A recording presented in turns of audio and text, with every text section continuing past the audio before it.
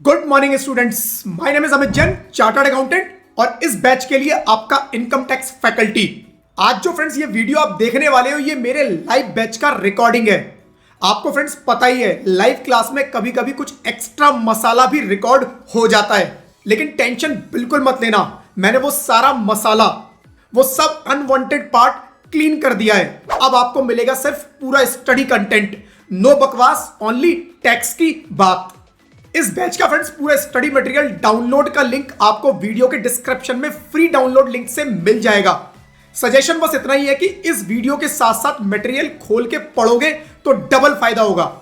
Friends ये batch fully updated है और आपके एग्जाम के लिए एप्लीकेबल है।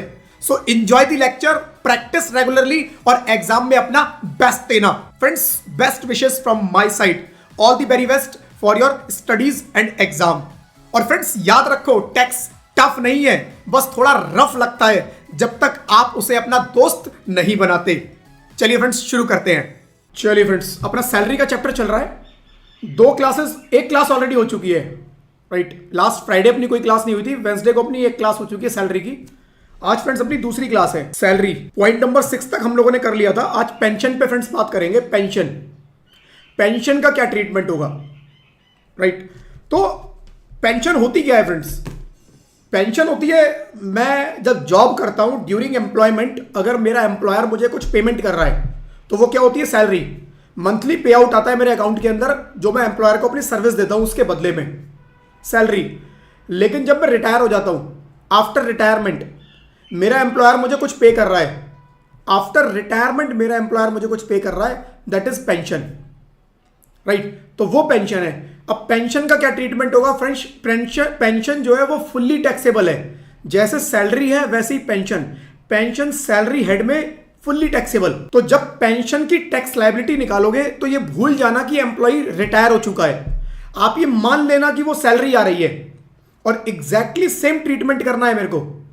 जैसे सैलरी का करता हूं एग्जैक्टली सेम ट्रीटमेंट पेंशन का, नाम अलग है वही नेचर, लेकिन पेंशन के अंदर एक और चीज है, वो समझ लेते हैं। जैसे फ्रेंड्स मेरे को पेंशन आती है 20,000 रुपए की, मेरे को पेंशन आती है हर महीने 20,000 की।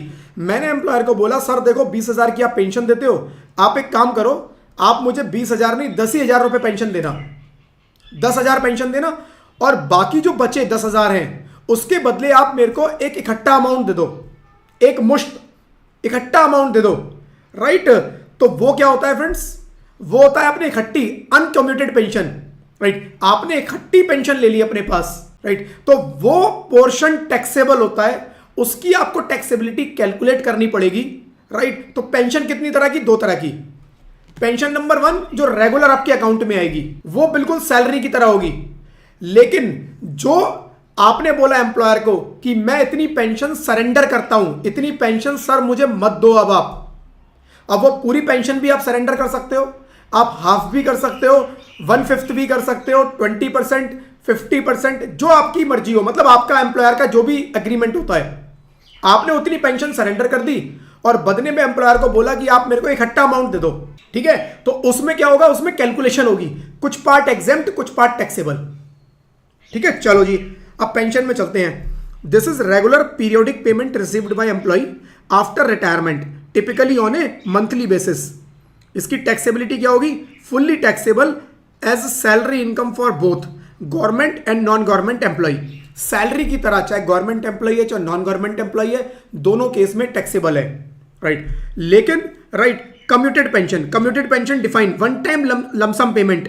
कम्यूटेड पेंशन मतलब one time lump sum payment. One time lump sum में मैंने पेमेंट ले ली कि मैंने बोला जी कुछ पेमेंट मैं आपको सरेंडर कर रहा हूं, बदले में आप मुझे लमसम पेमेंट कर दो। Received in lieu of future periodic payments, the employee में ऑप्ट फॉर पार्शियल और फुल कम्यूटेशन। वो बोल सकती थी पार्शियल कम्यूटेशन, मतलब 50%। उसने बोला कि मैं 50% पेंशन नहीं लूंगा, 20,000 बनती है, मेरे को 10,000 देना, 10,000 मंथली के बदले मुझे आज ही इकट्ठा अमाउंट दे दो। या फुल भी हो सकता है कि मैं 20 की 20 कुछ नहीं लूंगा, आप मेरे को इकट्ठा दे दो, मेरी पेंशन बंद, इकट्ठा आज ही दे दो, right. meaning the entire pension or portion is converted into lump sum and any remaining pension, right, continue as periodic payment. तो अगर आप उसने पूरी छोड़ दी तो बिल्कुल खत्म, लेकिन उसने बोला नहीं पूरी नहीं छोड़ रहा हूं, थोड़ी छोड़ रहा हूं, तो जो बैलेंस बची वो उसकी मंथली आती रहेगी, और जो उसने छोड़ दी उसके बदले में उसे कुछ इकट्ठा अमाउंट मिल जाएगा। ठीक है, अब ये कैलकुलेशन कैसे होगी आपको इस पर दिमाग नहीं लगाना। वो एम्प्लॉयर एम्प्लॉय का है कि कितनी वो पेंशन छोड़ेगा और उसके बदले में उसे इकट्ठी कितनी पेमेंट मिलेगी, वो आपके क्वेश्चन में दिया होगा। आपके क्वेश्चन में दोनों फैक्ट आएंगे कि एम्प्लॉय ने कितनी पेंशन छोड़ दी, उसके बदले में उसे कितना पैसा मिल गया। अब ये कैसे कैलकुलेट हुआ वो मुझे नहीं देना। चलो जी, टैक्स ट्रीटमेंट क्या होगा। गवर्नमेंट एम्प्लॉय है, अगर गवर्नमेंट एम्प्लॉय है तो उस केस में क्या होगा, commuted pension received by employ of central government, state government, local authority और state statutory corporation is fully exempt. वो कह रहा है इस केस में फुल्ली एग्जेम्प्ट है।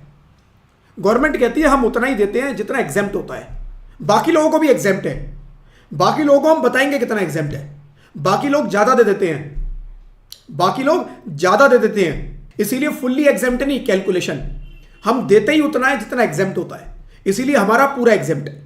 तो गवर्नमेंट की पेमेंट पूरी एग्जेम्प्ट। अगर गवर्नमेंट अपने एम्प्लॉय को कुछ पेंशन दे रही है, कौन सी, कम्यूटेड पेंशन दे रही है, मतलब लम सम में पेमेंट दे रही है, तो वो फुल्ली एग्जेम्प्ट है। तो रेगुलर आएगी तो वो टैक्सेबल, लेकिन अगर उसके अकाउंट में एक इकट्ठा अमाउंट आ गया तो वो एग्जेम्प्ट हो गया। Non government employee, non government employee के केस में दो केस बनते हैं। नॉन गवर्नमेंट एम्प्लॉय के केस में दो केस बनते हैं कि जी एम्प्लॉय को ग्रेचुटी मिलती है, यस और नो, दो केस। अगर उसे ग्रेचुटी मिलती है तो कैलकुलेशन डिफरेंट तरह से होगी, अगर उसे ग्रेचुटी नहीं मिली तो डिफरेंट तरह से होगी। इफ एम्प्लॉय रिसीव ग्रेचुटी, अगर एम्प्लॉय को ग्रेचुटी मिलती है तो उस केस में उसकी जो एग्जेम्पशन होगी वो फुल कम्यूटेड वैल्यू का 1/3 होगी। अभी बताऊंगा ये फुल कम्यूटेड वैल्यू क्या है, बट जो भी एक अमाउंट कैलकुलेट होकर आएगा उसका 1/3 होगी। लेकिन employee does not receive gratuity, अगर एम्प्लॉय को कोई ग्रेचुटी नहीं मिल रही, कोई ग्रेचुटी नहीं मिल रही, तो उस केस में उसको half 50% of full commuted value, full commuted value का 50%। यानी कि अगर आपको ग्रेचुटी मिलती है तो 1/3, ग्रेचुटी नहीं मिलती तो आपको एग्जेम्पशन ज्यादा मिलेगी, आपकी 50% जो वैल्यू है वो एग्जेम्प्ट हो जाएगी। अब ये फुल कम्यूटेड वैल्यू क्या है, फुल कम्यूटेड वैल्यू को देखो ऐसा समझो, मान लो मेरी 20,000 रुपए की पेंशन आती है पर मंथ, मैंने एम्प्लॉयर को बोला सर इसमें से ना आप 30% जो है मेरी सरेंडर कर रहा हूं और इसको आप जो है मेरे को लमसम में पेमेंट कर दो। तो यानी कि अब आगे से क्या होगा उसके साथ, 30% का मतलब हुआ 6,000 रुपए एम्प्लॉयर उसको पे नहीं करेगा। पे कितना करेगा, 70%, 14,000। तो ये 14,000 रुपए हर महीने उसके अकाउंट में आएगा। और ये 6,000 क्या हुआ फ्रेंड्स, ये 6,000 वो रोक लेगा और इसके बदले आज उसे एक लमसम पेमेंट करेगा। लमसम पेमेंट करेगा कितनी, एम्प्लॉयर बोलता है मैं तुम्हें 2 लाख रुपए की पेमेंट कर रहा हूं आज ही, ये 6,000 रुपए तुम सरेंडर कर दो और मैं 2 लाख रुपए की तुम्हें आज ही पेमेंट करता हूं। तो ये फुल कम्यूटेड वैल्यू क्या है, फुल कम्यूटेड वैल्यू मतलब अगर उसने जो 30% के बदले 2 लाख मिला, अगर वो 30% की जगह 100% सरेंडर कर देता, 100% को लमसम में कन्वर्ट करा लेता, तो कितनी वैल्यू बनती। तो मैंने बोला जी 2 lakh multiplied by 100 divided by 30, भाई 30% उसने क्या करवाया, लमसम में कन्वर्ट करवाई, तो 2 लाख को डिवाइड 30 करेंगे और अगर 100% करता तो मल्टीप्लाई 100 से कर दो, नॉर्मल अर्थमेटिक कैलकुलेशन। तो जो भी ये फिगर आएगी 2 lakh multiplied by 100 divide by 30, ये जो भी फिगर आएगी, मान लो ये फिगर आ गई फ्रेंड 7 लाख रुपए मान लो, तो ये 7 लाख रुपए जो है ये फुल कम्यूटेड वैल्यू है। बस ये है, मतलब फुल कम्यूटेड वैल्यू निकालने के लिए आपको क्या करना है, सिंपल सा फॉर्मूला है कि जो आपको पेंशन मिली उसको मल्टीप्लाई करो 100 से, डिवाइड करो जितना परसेंट उसने सरेंडर कर दिया, जितना परसेंट उसने कम्यूट करवा लिया, कम्यूटेड पेंशन जितने परसेंट पे लिया उसको डिवाइड कर दो, वो फुल कम्यूटेड मतलब पूरा का पूरा अगर वो छोड़ देता तो कितना पैसा मिलता। वो कह रहा है बस उसका, अगर ग्रेचुटी मिलती है तो 1/3, ग्रेचुटी नहीं मिलती तो आधा, एग्जेम्प्ट हो जाएगा, एग्जेम्प्ट हो जाएगा। मान लो इस केस में उसको यही केस पकड़ लेते हैं, ये जो एग्जांपल चल रहा है अपना, कि जी उसे 20,000 रुपए की पेंशन मिलती है, 30% उसने बोला जी सर मेरी सरेंडर कर रहा हूं, इसको आप मेरे को लमसम में पेमेंट कर दो, एम्प्लॉयर ने उसको 2 लाख रुपए दे दिए। अब मैंने बोला फुल पे कितना निकलेगा, फुल कम्यूटेड वैल्यू होती तो 7 लाख होती, तो कितना एग्जेम्प्ट होगा। और मान लो उसको ग्रेचुटी नहीं, ग्रेचुटी मिलती है, मान लो ग्रेचुटी मिलती है तो 7 लाख में से 3,50,000 इसका 50%, इसका आधा 50% ऑफ कम्यूटेड, राइट, पर commuted pension, right, 50% of half of full commuted value, 1/2 of full commuted value. नीचे तो फॉर्मूला लिखा है, ये फॉर्मूला देख लेना, जो मैंने बताया वही है। Commuted pension received multiplied by 100 divided by जितना परसेंट कम्यूट करा लिया, यही formula. 2 lakh multiplied by 100 divide by 30 lakh, उसका आधा। तो यानी 7 लाख का आधा अगर आप करोगे तो 3,50,000 बनता है। 3,50,000 की आपको एग्जेम्पशन मिलेगी, 3,50,000 की एग्जेम्पशन मिल सकती है। एम्प्लॉयर ने उसे 2 लाख पे किया तो पूरा एग्जेम्प्ट हो जाएगा। एम्प्लॉयर ने 2 लाख की जगह 5 लाख पे कर दिया, बदले में 5 लाख पे कर दिया, तो 3.5 एग्जेम्प्ट, 1,50,000 उसका टैक्सेबल सैलरी में ऐड हो जाएगा। ठीक है, इसका भी क्वेश्चन भी करेंगे, बट ये मतलब समझ में आ रहा है मोटा मोटा। देखो सैलरी में मैं फिर रिपीट कर देता हूं, पेंशन के केस में क्या होगा, नॉर्मल पेंशन जो मंथली मेरे अकाउंट में आएगी उसको बिल्कुल ऐसे समझना है जैसे सैलरी आ रही है। सैलरी हेड में टैक्सेबल होगी, सैलरी के सारे रूल लगा देना, बस नाम उसका पेंशन हो गया, है वो सैलरी। दूसरा, उसने बोला पेंशन सरेंडर कर रहा हूं, उसको लमसम में पेमेंट कर दो, उसको हमने क्या बोला, कम्यूटेड पेंशन। उसको हमने क्या बोला, कम्यूटेड पेंशन। अब कम्यूटेड पेंशन के केस में क्या होगा, कम्यूटेड पेंशन के केस में उन्होंने बोला अगर गवर्नमेंट एम्प्लॉय है तो फुल्ली एग्जेम्प्ट है, कोई टैक्स नहीं। अगर प्राइवेट एम्प्लॉय है तो देखो उसे ग्रेच्युटी मिलती है या नहीं मिलती। अगर उसे ग्रेच्युटी मिलती है, अगर ग्रेच्युटी मिलती है तो जो फुल वैल्यू है, अगर मान लो वो पूरी वैल्यू कम्यूट करा लेता, पूरी वैल्यू लमसम में ले लेता, तो जो वैल्यू आएगी उसका आधा एग्जेम्प्ट हो जाएगा। तो जो एक्चुअल रिसीव हुआ माइनस फुल कम्यूटेड वैल्यू का आधा, माइनस कर दो, बैलेंस बचा टैक्स। लेकिन वो कहता है कि ग्रेच्युटी नहीं मिलती, तो फिर उस केस में मेरे को 1/3 निकालना है। जैसे 7 लाख का मैं डिवाइड बाई 3 करके निकालूंगा तो उसको ज्यादा मिलेगा, क्योंकि ग्रेच्युटी नहीं मिल रही उस बेचारे को, तो एग्जेम्पशन थोड़ी ज्यादा दे दो। तो उसको जिसको ग्रेच्युटी मिल रही है उसको एग्जेम्पशन थोड़ी कम मिलेगी, जिसको ग्रेच्युटी नहीं मिल रही उसको एग्जेम्पशन थोड़ी ज्यादा मिलेगी, राइट। तो यहां पर अगर ग्रेच्युटी रिसीव हो रही है तो आधा, ग्रेच्युटी रिसीव नहीं, ग्रेच्युटी रिसीव हो रही है तो 1/3, ग्रेच्युटी रिसीव नहीं हो रही तो आधा। ठीक है, यह पॉइंट क्लियर है। ग्रेच्युटी रिसीव हो रही है तो कितना, 1/3, ग्रेच्युटी रिसीव नहीं हो रही तो आधा। जिसको ग्रेच्युटी नहीं मिल रही है उसको बोला गया जी थोड़ी सी ज्यादा दे दो, एग्जेम्पशन थोड़ी ज्यादा दे दो। ठीक है, चलो जी अब एक क्वेश्चन देख लेते हैं। Mister Rohan is employed in ABC limited, basic पे 22,000 है, डीए उसको मिल रहा है 5,000, रिटायर हुआ 21/12/2025 को। एम्प्लॉयर ने उसको पेंशन दे 9,000 रुपये बोला मिलेगी हर महीने। एम्प्लॉय ने बोला जी कि 52% इसमें से कम्यूट करा दो, 52% के लिए कम्यूटेशन के लिए उसने अप्लाई कर दिया। कब रिटायर हुआ है, 21 दिसंबर 25 को। Employer has allowed him such commutation 1 फरवरी 26, 1 फरवरी 26 से एम्प्लॉयर ने बोला कि तुम्हारे को कम्यूटेशन हम अलाउड करते हैं। यानी कि 21 दिसंबर से 1 फरवरी से पहले यानी 31 जनवरी तक उसके पास नॉर्मल पेंशन आई होगी 9,000 के हिसाब से, और 1 फरवरी से वो क्या करेगा, 52% सरेंडर कर देगा, 48% आएगी। और उस 52% के बदले में क्या हुआ, the employer has paid 5,61,600, 52% surrender करने के बदले उसने 5,61,600 पे कर दिया उसे। ये मेरे को रिसीव हुआ है। Employer has paid him gratuity 695, gratuity भी मिली है। इसका मतलब ग्रेच्युटी भी मिली है तो क्या होगा, अगर ग्रेच्युटी भी मिली है तो कितना, 1/3 मेरे को एग्जेम्प्ट होगा, हाफ एग्जेम्प्ट नहीं होगा, right. And employee has completed service of 20 years 11 months, 20 साल 11 महीने उसने कंप्लीट कर लिए हैं। देखो इस क्वेश्चन के अंदर ग्रेच्युटी की भी कैलकुलेशन करनी पड़ेगी कि ग्रेच्युटी कितनी एग्जेम्प्ट होगी, राइट। आ जाते हैं जी, देखो बेसिक पे उसका कितना होगा, बेसिक पे कब देखो रिटायर हुआ है 21 दिसंबर, 21 दिसंबर मतलब अप्रैल मई जून जुलाई अगस्त सितंबर अक्टूबर नवंबर, नवंबर तक 8 महीने तो पूरे, तो 8 महीने की पूरी सैलरी पकड़ो 22,000 के हिसाब से। और फिर 21 तारीख को रिटायर हुआ, फिर 22,000 के हिसाब से 21 दिन की सैलरी, तो ये तो हो गई बेसिक। फिर डीए, 8 महीने का डीए फुल और 5,000 के हिसाब से 21 दिन का डीए और ले लिया, 43,500। फिर ग्रेच्युटी की कैलकुलेशन करो। ग्रेच्युटी के केस हमने लास्ट टाइम देख चुके हैं। देखो जी, right, least of the following, 3 criteria दिए हुए हैं कि ग्रेच्युटी रिसीव कितनी हुई, 695। मैक्सिमम अमाउंट ग्रेच्युटी का कितना था जो एग्जेम्प्ट होगा, 20 लाख।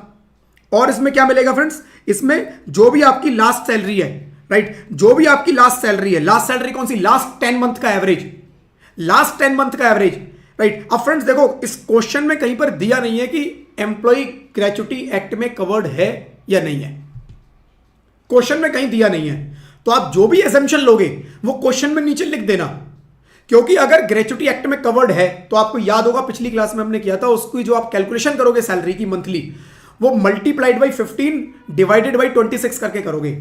लेकिन अगर वो ग्रेच्युटी एक्ट में कवर्ड नहीं है तो हाफ लेना है, हाफ लेना है, राइट। तो यहां पर कितना लिया है, हाफ, 22,000 का हाफ, और पिछले 10 महीने की एवरेज सैलरी का लेना है, याद होगा, राइट। तो पिछले 10 महीने तक उसकी सैलरी सेम रही है तो एवरेज निकालोगे तो 22,000 आएगा।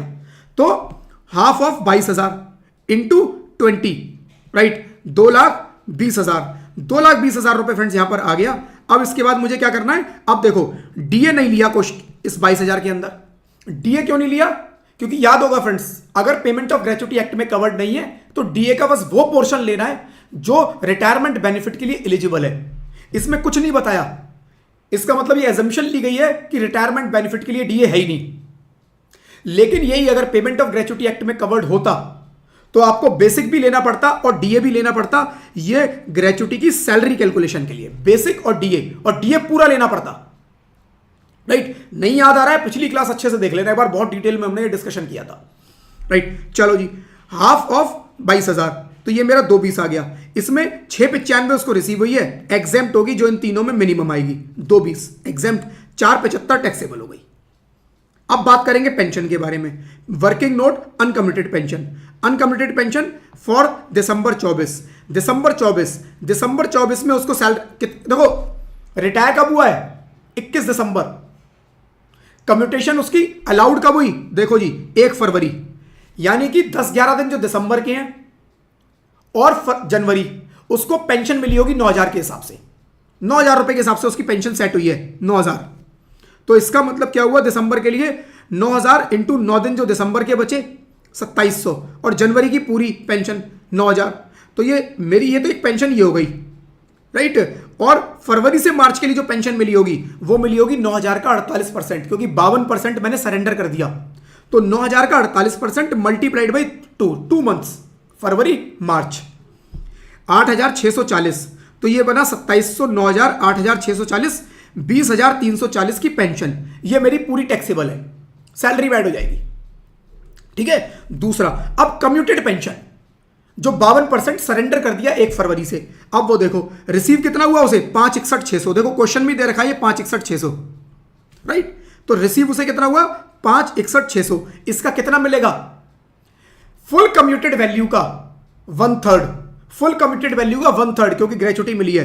तो 561,600 मल्टीप्लाइड बाई 100 डिवाइडेड बाई 52, या सीधा डिवाइडेड बाई 52% करूंगा तब भी एक ही बात है, राइट। तो 561,600 डिवाइड बाई 52%, उसको मल्टीप्लाई करेंगे 1/3, 1/3, तो 360 आ गया। टोटल उसे मिला कितना, 561,600, राइट, 360 उसका एग्जेम्प्ट हो जाएगा, तो 561 माइनस 360, 2,01,600 उसका टैक्सेबल होगा, ये टैक्सेबल ऐड कर दिया। तो सारा कुछ मिला के ये आ गया। स्टैंडर्ड डिडक्शन 75,000 की दे देंगे। अब फ्रेंड्स बैलेंस जो बचा वो तो नॉर्मल टैक्स की कैलकुलेशन है, ये आप देख लेना, ठीक है। तो ये फ्रेंड्स इस तरह से अनकम्यूटेड, इस तरह से आपको कम्यूटेड सैलरी की कैलकुलेशन करनी है। जब भी कम्यूटेड सैलरी मिलेगी उसमें एग्जेम्प्ट कितना होगा, अगर ग्रेच्युटी मिल रही है तो फुल कम्यूटेड वैल्यू का 1/3, ग्रेच्युटी नहीं मिल रही तो फुल कम्यूटेड वैल्यू का हाफ, 50% एग्जेम्प्ट होगा, एग्जेम्प्ट, बैलेंस टैक्सेबल, ठीक है। Eligibility, the recipient must be employee of central और स्टेट गवर्नमेंट, एक सेकंड कौन सा देख लिया, हाँ ये फ्रेंड्स एक थोड़ा सा ना आपको अपने नोट्स में देखोगे थोड़ा इस क्वेश्चन के नीचे लिख गया है, ये एक्चुअली नेक्स्ट अगला पार्ट है, इस क्वेश्चन से लेना देना नहीं है, थोड़ा देख लेना, कई बार कंफ्यूजन होगा ये एलिजिबिलिटी किसकी दे रखी है। तो नोट्स में आप देखोगे ना ये ऊपर थोड़ा चिपक के लिख गया है क्वेश्चन से, इसको अलग समझना, ये अलग है, इसके नीचे एक लाइन खींच लो ऐसे करके, ये एक लाइन खींच दो, अब ये अलग पार्ट शुरू हो गया। Exemption for gratuity, gallantry award, कुछ अवार्ड वगैरह मिल जाते हैं फ्रेंड्स कई बार, उन अवार्ड्स की बात की जा रही है। जैसे recipient must be employee of central और स्टेट गवर्नमेंट, सेंट्रल या स्टेट गवर्नमेंट का एम्प्लॉय होगा, और उसको किस तरह के अवार्ड मिले हैं, परमवीर चक्र, महावीर चक्र, वीर चक्र। तो इस तरह के फ्रेंड्स अवार्ड जब मिलते हैं ना एम्प्लॉय को, नॉर्मली गवर्नमेंट एम्प्लॉय जो मिलिट्री वगैरह में उनको मिलते हैं, और उनकी डेथ के बाद ही मिलते हैं ज़्यादातर। ये जीते जी बहुत कम होते हैं जो एम्प्लॉय को मिल पाए, क्योंकि उन्होंने कुछ ऐसा किया होता है देश के लिए जिसकी वजह से देश इनको ये अवार्ड देता है, और नॉर्मली इनकी डेथ हो चुकी होती है मैक्सिमम केसेस में, राइट। तो ऐसे अगर इनको अवार्ड मिला है, कुछ अमाउंट मिला है, तो वो क्या होगा, वो एग्जेम्प्ट होगा। एग्जेम्प्ट, वो एग्जेम्प्ट है। Exemption for gallantry awards, right. Any pension received bye such individual is fully exempt from income tax. अगर ऐसा कोई इंडिविजुअल है जिसको इस अवार्ड, राइट, उसको पेंशन भी मिल रही है, तो कह रहा है वो भी एग्जेम्प्ट है, या पेंशन उसकी फैमिली मेंबर्स को मिल रही है, वो भी एग्जेम्पशन है, राइट। तो कुछ ऐसे अवार्ड गवर्नमेंट ने रखे हैं कि भाई इन्होंने कुछ देश के लिए बहुत बड़ा काम किया है, इन लोगों को अगर आप कुछ पेंशन दे रहे हो, इन लोगों की फैमिली इनकी डेथ के बाद, नॉर्मली इनकी डेथ के बाद इनकी फैमिली को ही मिलती है। कुछ अगर आप अवार्ड का पैसा दे रहे हो, पेंशन दे रहे हो, तो वो फुली एग्जेम्प्ट, ठीक है। Family pension, family pension friends हम लोग ऑलरेडी पढ़ चुके हैं अदर सोर्सेस में। फैमिली पेंशन जो होती है वो एक अलग चीज है, जो यहां मैंने पेंशन की बात की वो अलग चीज है। ये जो पेंशन है वो इन लोगों को है जिनको ये अवार्ड मिला है। ये जो फैमिली पेंशन की बात हो रही है ये किसी को भी मिल सकती है। एम्प्लॉय की डेथ के बाद फैमिली को सपोर्ट करने के लिए एम्प्लॉयर ने कुछ अमाउंट पे कर दिया फैमिली को, फैमिली पेंशन, राइट। इसमें कितना एग्जेम्प्ट होगा? एग्जेम्प्ट होगा 1/3 या 25,000, which ever is lower. Already हम लोग अदर सोर्सेज में देख चुके हैं, ठीक है। तो ये अदर सोर्सेज में है, इसमें 1/3 या 25,000, जो भी दोनों में कम होगा वो एग्जेम्प्ट हो जाएगा, बाकी सब टैक्सेबल होगा। तो इसको डिटेल में नहीं जाएंगे हम अभी।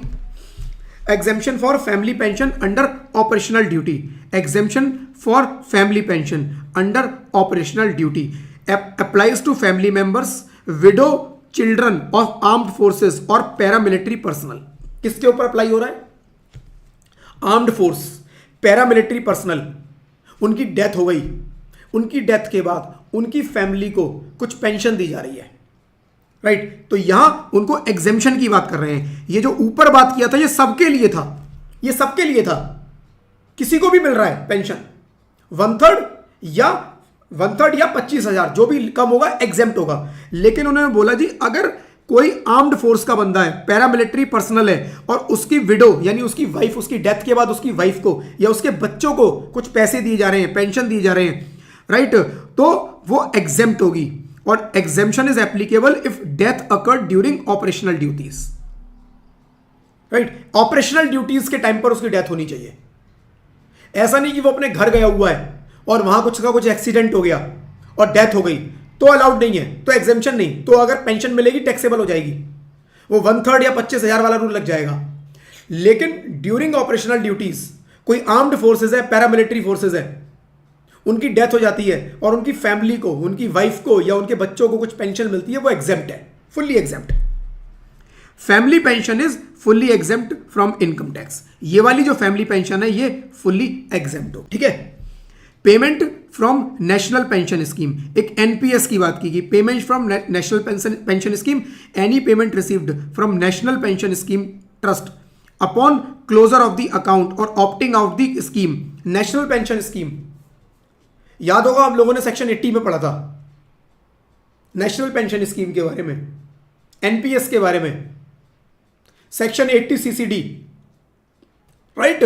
उसके अंदर एम्प्लॉयर कंट्रीब्यूट कर रहा है, एम्प्लॉय भी कंट्रीब्यूट कर रहा है। उस स्कीम की बात कर रहे हैं कि वहां से मैं पैसा निकाल रहा हूं वापस, और पैसा निकाला, राइट, मैंने अकाउंट को बंद कर दिया या स्कीम से मैं बाहर हो गया, तो उस केस में पैसा निकाला 60% तक एग्जेम्प्ट हो जाएगा, बाकी जो होगा वो टैक्सेबल होगा, right. Of the total amount payable at the time of closure और एग्जिट। जब भी आप एग्जिट करोगे स्कीम से या क्लोज करोगे 60% एग्जेम्प्ट, बाकी टैक्सेबल, ठीक है। तो ये छोटी छोटी चीजें फ्रेंड्स आपको याद करनी पड़ेंगी, प्योर थ्योरी है। चलो जी, देन फ्रेंड्स एक आता है रिट्रेंचमेंट कंपनसेशन। रिट्रेंचमेंट कंपनसेशन क्या है भाई? एम्प्लॉयर का बिजनेस थोड़ा डाउन चल रहा है, उसने बोला जी 500 एम्प्लॉइज को एक चिट्ठी पकड़ा दी कि कल से मत आना। हुआ है ना, अभी पास्ट में आपने बहुत न्यूज़ देखी होंगी, बड़ी बड़ी कंपनियों ने हजारों एम्प्लॉइज को चिट्ठियां पकड़ा दी, एक मेल चली गई उनके पास कि जी कल से ऑफिस मत आना, छुट्टी तुम्हारी। लेकिन ऐसे छुट्टी नहीं कर सकते, उनको कुछ पेमेंट करके भेजा जाता है। नॉर्मली 2 महीने, 3 महीने, 6 महीने की सैलरी दी जाती है एम्प्लॉइज को जब भी एम्प्लॉय को निकाला जाता है, इस तरह से, राइट। तो retrenchment compensation, retrenchment compensation refer to payment an employer is obliged to make an employ who is laid off और whose employment is terminated due to reason such as downsizing और closure of business. Business बंद हो गया है, business down चल रहा है, उसकी वजह से एम्प्लॉय निकाल दिए और वो एम्प्लॉय को कुछ पेमेंट कर रहा है, उसकी बात हो रही है। The compensation is designed to provide financial assistance to employee during the transitional period right following job loss. Job से वो निकाल दिया गया है, राइट, जॉब से निकाल दिया गया है, तो जो जब तक वो दूसरी नौकरी ढूंढेगा तब तक के लिए उसको कुछ तो पैसा चाहिए, उसकी ईएमआई चल रही होंगी, उसका घर चलाना है। तो एम्प्लॉयर की रिस्पॉन्सिबिलिटी है कि जब भी आप एम्प्लॉय को निकालोगे आपको एक लमसम अमाउंट उसको पे करके भेजना पड़ेगा। नॉर्मली वो 3 महीने, 2 महीने, 6 महीने की सैलरी होती है, वो एम्प्लॉयर उसको पे कर देता है, right. Tax exemption provisions. The exemption from income tax on retrenchment compensation under section 10(10)(b) is limited to the least of the following amount। वो कह रहा है 10(10)(b) कि ये 3 कैलकुलेशन करके देखो, इन 3 में जो सबसे कम आएगा वो एग्जेम्प्ट हो जाएगा। मेरे को रिट्रेंचमेंट कंपनसेशन मिला 10 लाख का, इन तीनों में मैंने कैलकुलेशन किया, सबसे कम अमाउंट आया 5 लाख, तो कह रहा है ये 5 लाख एग्जेम्प्ट, जो 5 लाख बचे वो टैक्सेबल। ठीक है, तो actual retrenchment compensation received, the total amount of compensation received by employee due to retrenchment। तो पहला अमाउंट तो एक्चुअल है, जो भी उसे मिला वो।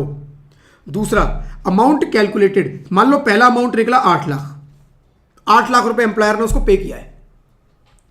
Amount calculated under section 25(f)(b) of industrial dispute act 1947।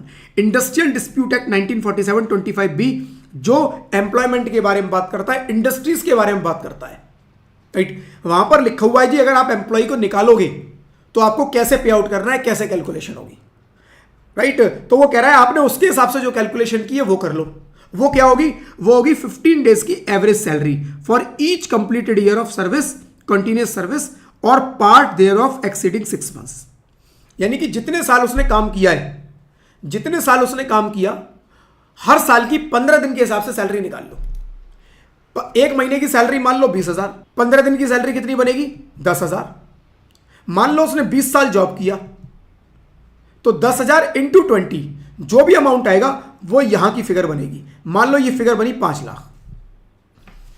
तीसरा है मैक्सिमम लिमिट 5 लाख की, कह रहा है 5 लाख से ऊपर तो मिलेगा ही नहीं।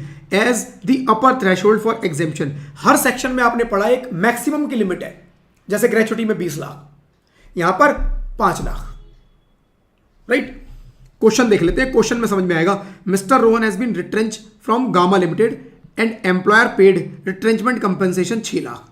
वो इसको जॉब से निकाल दिया गया और 6 लाख रुपए उसे दे दिए गए। At the time of retrenchment basic pay 12,000 थी उसकी और डीए उसका 8,000 था। Employee completed service of 20 years 9 months, compute taxable amount of retrenchment compensation, right. इस क्वेश्चन को करने से पहले एक लाइन और पढ़ लेना, ये वाली ये रह गई हमारी पढ़ने से। The average salary is based on preceding 3 months salary, पिछले 3 महीने की सैलरी निकालो और includes only basic pay and DA. Basic pay और डीए दोनों इंक्लूड कर लो। डीए चाहे as per retirement benefit salary है या नहीं है, इंक्लूड कर लो, क्योंकि उस एक्ट ने बोला कि इन दोनों पे कैलकुलेशन होगी, राइट, इसलिए दोनों इंक्लूड कर लो। बिल्कुल सेम वैसे ही जैसे ग्रेचुटी के अंदर आपने किया था। अगर ग्रेचुटी एक्ट में कवर्ड है तो वहां पर आपने क्या क्या लिया? सैलरी और डीए पूरा पूरा। वैसे यहां पर सैलरी और डीए पूरा लेना है, लेकिन लास्ट 3 महीने का एवरेज निकालना है, राइट। तो यहां पर उसकी सैलरी कितनी है जी? 8,000 रुपए, 12,000 सैलरी, 8,000 डीए, और पिछले 3 महीने में यही रही है, तो इसी का एवरेज निकालोगे तो यही आएगी। ठीक है, चलो। तो कंपनसेशन रिसीव्ड 6 लाख रुपया उसको रिसीव हुआ। देख लेते हैं जी कहां लिखा है, ये 6 लाख लिखा हुआ है। मैक्सिमम कितना मिलेगा? 5 लाख, मैक्सिमम अलाउड 5 लाख। अब एक था लास्ट 3 मंथ्स की average salary, right. Compensation amount calculated in accordance with the provision of section 25(f)(b) of industrial dispute act. Basic पे प्लस डीए 12,000 प्लस 8,000 20,000। एवरेज निकालोगे 20,000 का 3 महीने का ऐड करके 60,000 डिवाइडेड बाई 3 करोगे तो 20 ही आएगा। एवरेज तब चेंज होता जब पिछले 3 महीने में कुछ सैलरी चेंज होती, तो मैं 3 महीने की सैलरी ऐड करता और फिर डिवाइड बाई 3 कर देता। 1 महीने की सैलरी, उस 1 महीने की सैलरी उस पर आपको क्या करना है? 15 डिवाइडेड बाई 26। इसकी भी एग्जैक्टली वैसी ही कैलकुलेशन होगी payment of gratuity act. 15 divided by 26, right, multiplied by 21। 21 क्यों लिया? 20 साल 9 महीने, और यहां पर लिखा है 15 days average salary for each completed year. देखो ये पढ़ लो, ये मैं मिटा रहा हूं यहां से। 15 days average salary for each completed year of continuous service और part thereof exceeding 6 months. यानी 6 महीने से ज्यादा भी अगर किसी साल में हुआ है तो उसको पूरा साल मान लेना। इसीलिए यहां 20 साल 9 महीने को 21 साल माना गया। राइट, तो 21 साल कैलकुलेशन निकाला 242, कितना एग्जेम्प्ट होगा? 6, 5, 242, तो 242 एग्जेम्प्ट होगा। मिला कितना? 6। 242 एग्जेम्प्ट, टैक्सेबल हो गया 357, 3,57,000 रुपए टैक्सेबल होगा किसमें? सैलरी एड में। ठीक है, चलो जी। फिर आता है friends voluntary retirement scheme. Voluntary retirement scheme क्या है? वीआरएस। कई बार आपने सुना होगा बंदे ने वीआरएस ले ली, वीआरएस ले ली। वीआरएस का मतलब क्या हुआ कि भाई बंदे ने रिटायरमेंट ले लिया, अर्ली रिटायरमेंट ले लिया, वॉलंटरी रिटायरमेंट। अभी उसकी रिटायरमेंट की एज नहीं थी, रिटायरमेंट होता 60 साल की एज पे, लेकिन उसने 50 साल की एज पे रिटायरमेंट ले लिया। कई बार क्या होता है ऐसे केस में, कई बार क्या होता है एम्प्लॉयर को लग रहा है भाई मेरा बिजनेस डाउन चल रहा है, अब वो थोड़ा एथिकल टाइप का बंदा है एम्प्लॉयर, वो सोच रहा है मैं एम्प्लॉय को निकालूंगा नहीं। रिट्रेंचमेंट कंपनसेशन क्या है? एम्प्लॉय को निकाल दिया। वॉलंटरी रिटायरमेंट में दया भाव छुपा हुआ है कि यहां पर एम्प्लॉयर क्या कर रहा है? एम्प्लॉयर बोलता है निकालूंगा नहीं, एक स्कीम चलाऊंगा, सारे एम्प्लॉयज को एक ऑप्शन दूंगा कि देखो जो रिटायर होना चाहे हो जाए, आप 6 महीने की सैलरी लेके रिटायर हो जाओ, 6 महीने की सैलरी लो और कल से ऑफिस आना बंद कर दो। हर एम्प्लॉय नहीं लेगा बट कुछ ले लेंगे, और उसको सबको नहीं निकालना, कुछ को ही निकालना है। राइट, तो जिनको ऐसा लगेगा कि लाओ 6 महीने की सैलरी पकड़ते हैं और निकलते हैं यहां से, 1-2 महीने में दूसरी जॉब मिल जाएगी, वहां से कुछ इंक्रीमेंट भी ले लेंगे, राइट, और 6 महीने की सैलरी मिल गई, फायदा भी हो गया। तो ऐसे लोग क्या करेंगे? उस ऑप्शन को ऑप्ट कर लेंगे, रिटायरमेंट ले लेंगे। वॉलंटरी रिटायरमेंट स्कीम, इस स्कीम में आपको कुछ पेमेंट होती है तो क्या होगा? उसने बोला जी voluntary retirement scheme is a programme employed by organisation to downsize their workforce by offering employ the option to retire early prior to the official retirement age. Retirement age जो ऑफिशियल है उसकी, उससे पहले उसको रिटायर करवाने के लिए कुछ उसको ऑफर कर दिया गया। The scheme is typically provided by companies, government bodies और public sector undertaking and include financial compensation for those who choose to retire voluntary. जो पहले से जो खुद रिटायर होना चाहते हैं उनको वो कुछ कंपेंसेशन देंगे। टैक्स की एग्जेम्पशन मिलेगी, कितनी टैक्स की एग्जेम्पशन मिलेगी? Least of the following, section 10(10)(c) कहता है जी least of the following, 4 condition, 4 condition, इन चारों में कैलकुलेशन करो और जो सबसे कम आए कह रहा है बस वो एग्जेम्प्ट कर दो। राइट, तो पहला अमाउंट कितना है? Total compensation received by employee, जो भी उसे पैसा मिला, मान लो पैसा उसे मिला 10 लाख, ठीक है, पहला तो ये हो गया 10 लाख। दूसरा 5 lakh, this is maximum. Retrenchment compensation में भी 5 लाख, एम्प्लॉयर ने आपको निकाला तो मैक्सिमम 5 लाख। आप खुद छोड़ के चले गए पैसा लेके तब भी 5 लाख मैक्सिमम है। और ये 2 आपको कैलकुलेशन करनी पड़ेंगी। पहली कैलकुलेशन है 3 months salary for each completed year of service. जितने साल की आपने सर्विस की है हर साल की 3 महीने की सैलरी ले लो। The calculation considers only complete year of service, part of the year ignore होगा। रिट्रेंचमेंट कंपनसेशन में अगर 6 महीने से ऊपर हुए हैं तो उसको फुल ईयर मान लिया, लेकिन यहां पर उन्होंने बोला पार्ट ऑफ द ईयर को इग्नोर कर दो। मतलब अगर साल में एक भी दिन कम है लास्ट वाले तो उसको इग्नोर कर देना। 20 साल 11 महीने 25 दिन जॉब किया उसने, 20 साल 11 महीने 25 दिन जॉब किया तो केवल 20 साल काउंट होंगे, 11 महीने 25 दिन को भूल जाओ। ठीक है, चलो जी। Salary for the remaining months until superannuation, वो कह रहा है जी देखो कि जब वो रिटायर हो रहा है उसके बाद उसका कितना टाइम और बचा था जॉब में।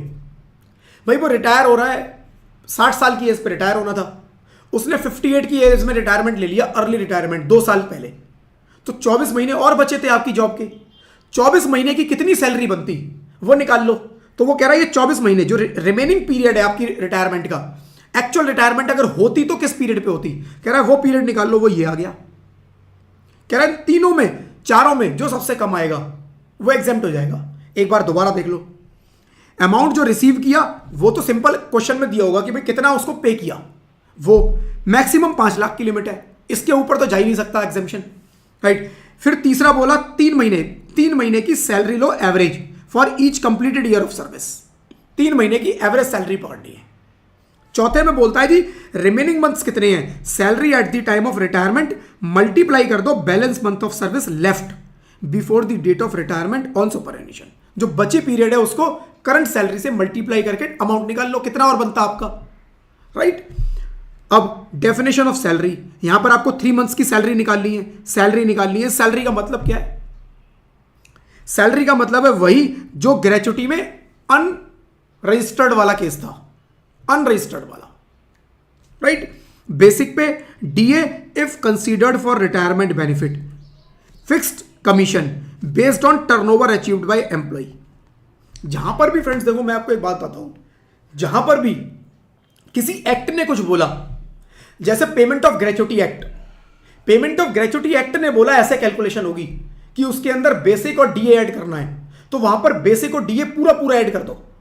देखना ही नहीं डीए को कि रिटायरमेंट बेनिफिट के लिए है नहीं है, क्योंकि एक्ट बोल रहा है और इनकम टैक्स ने बोला जो एक्ट बोल रहा है वो वाला ग्रेचुटी एक्ट हम उसके हिसाब से कर देंगे।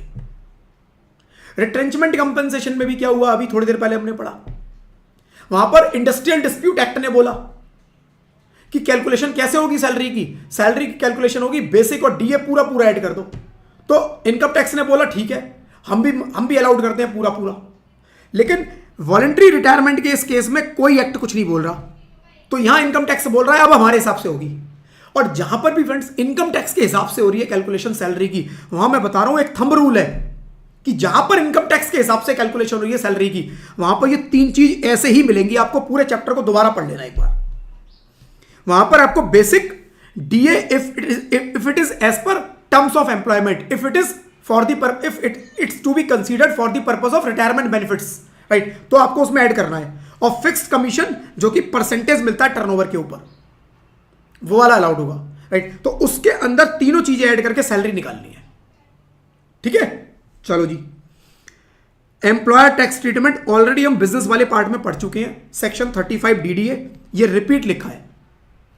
बिजनेस के चैप्टर में मैंने आपको बताया था कि अगर एम्प्लॉय को कुछ रिट्रेंचमेंट कंपनसेशन या 35 डीडीए वॉलंटरी रिटायरमेंट के केस में कुछ पे करता है तो उसको अलाउड है खर्चा, कितना, 1/5 5 इक्वल इंस्टॉलमेंट में अगले 5 साल तक मिलेगा। याद अगर आ रहा हो, जिन्होंने रिवाइज किया होगा, जिन्होंने उस क्लास को अटेंड किया है, याद आ रहा होगा, राइट। तो उसके अंदर 35 डीडीए बोलता है कि VRS payment from their profit loss account over 5 equal instalment.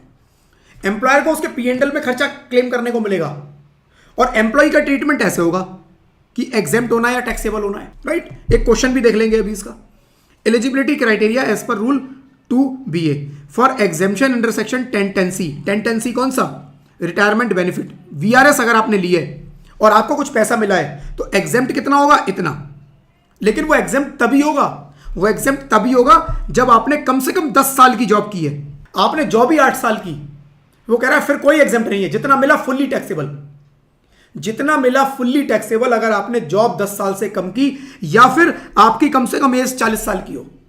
आपने जॉब 8 साल की लेकिन आपकी एज 41 साल है, कह रहा है उस केस में भी एग्जेम्पशन मिल जाएगी आपको।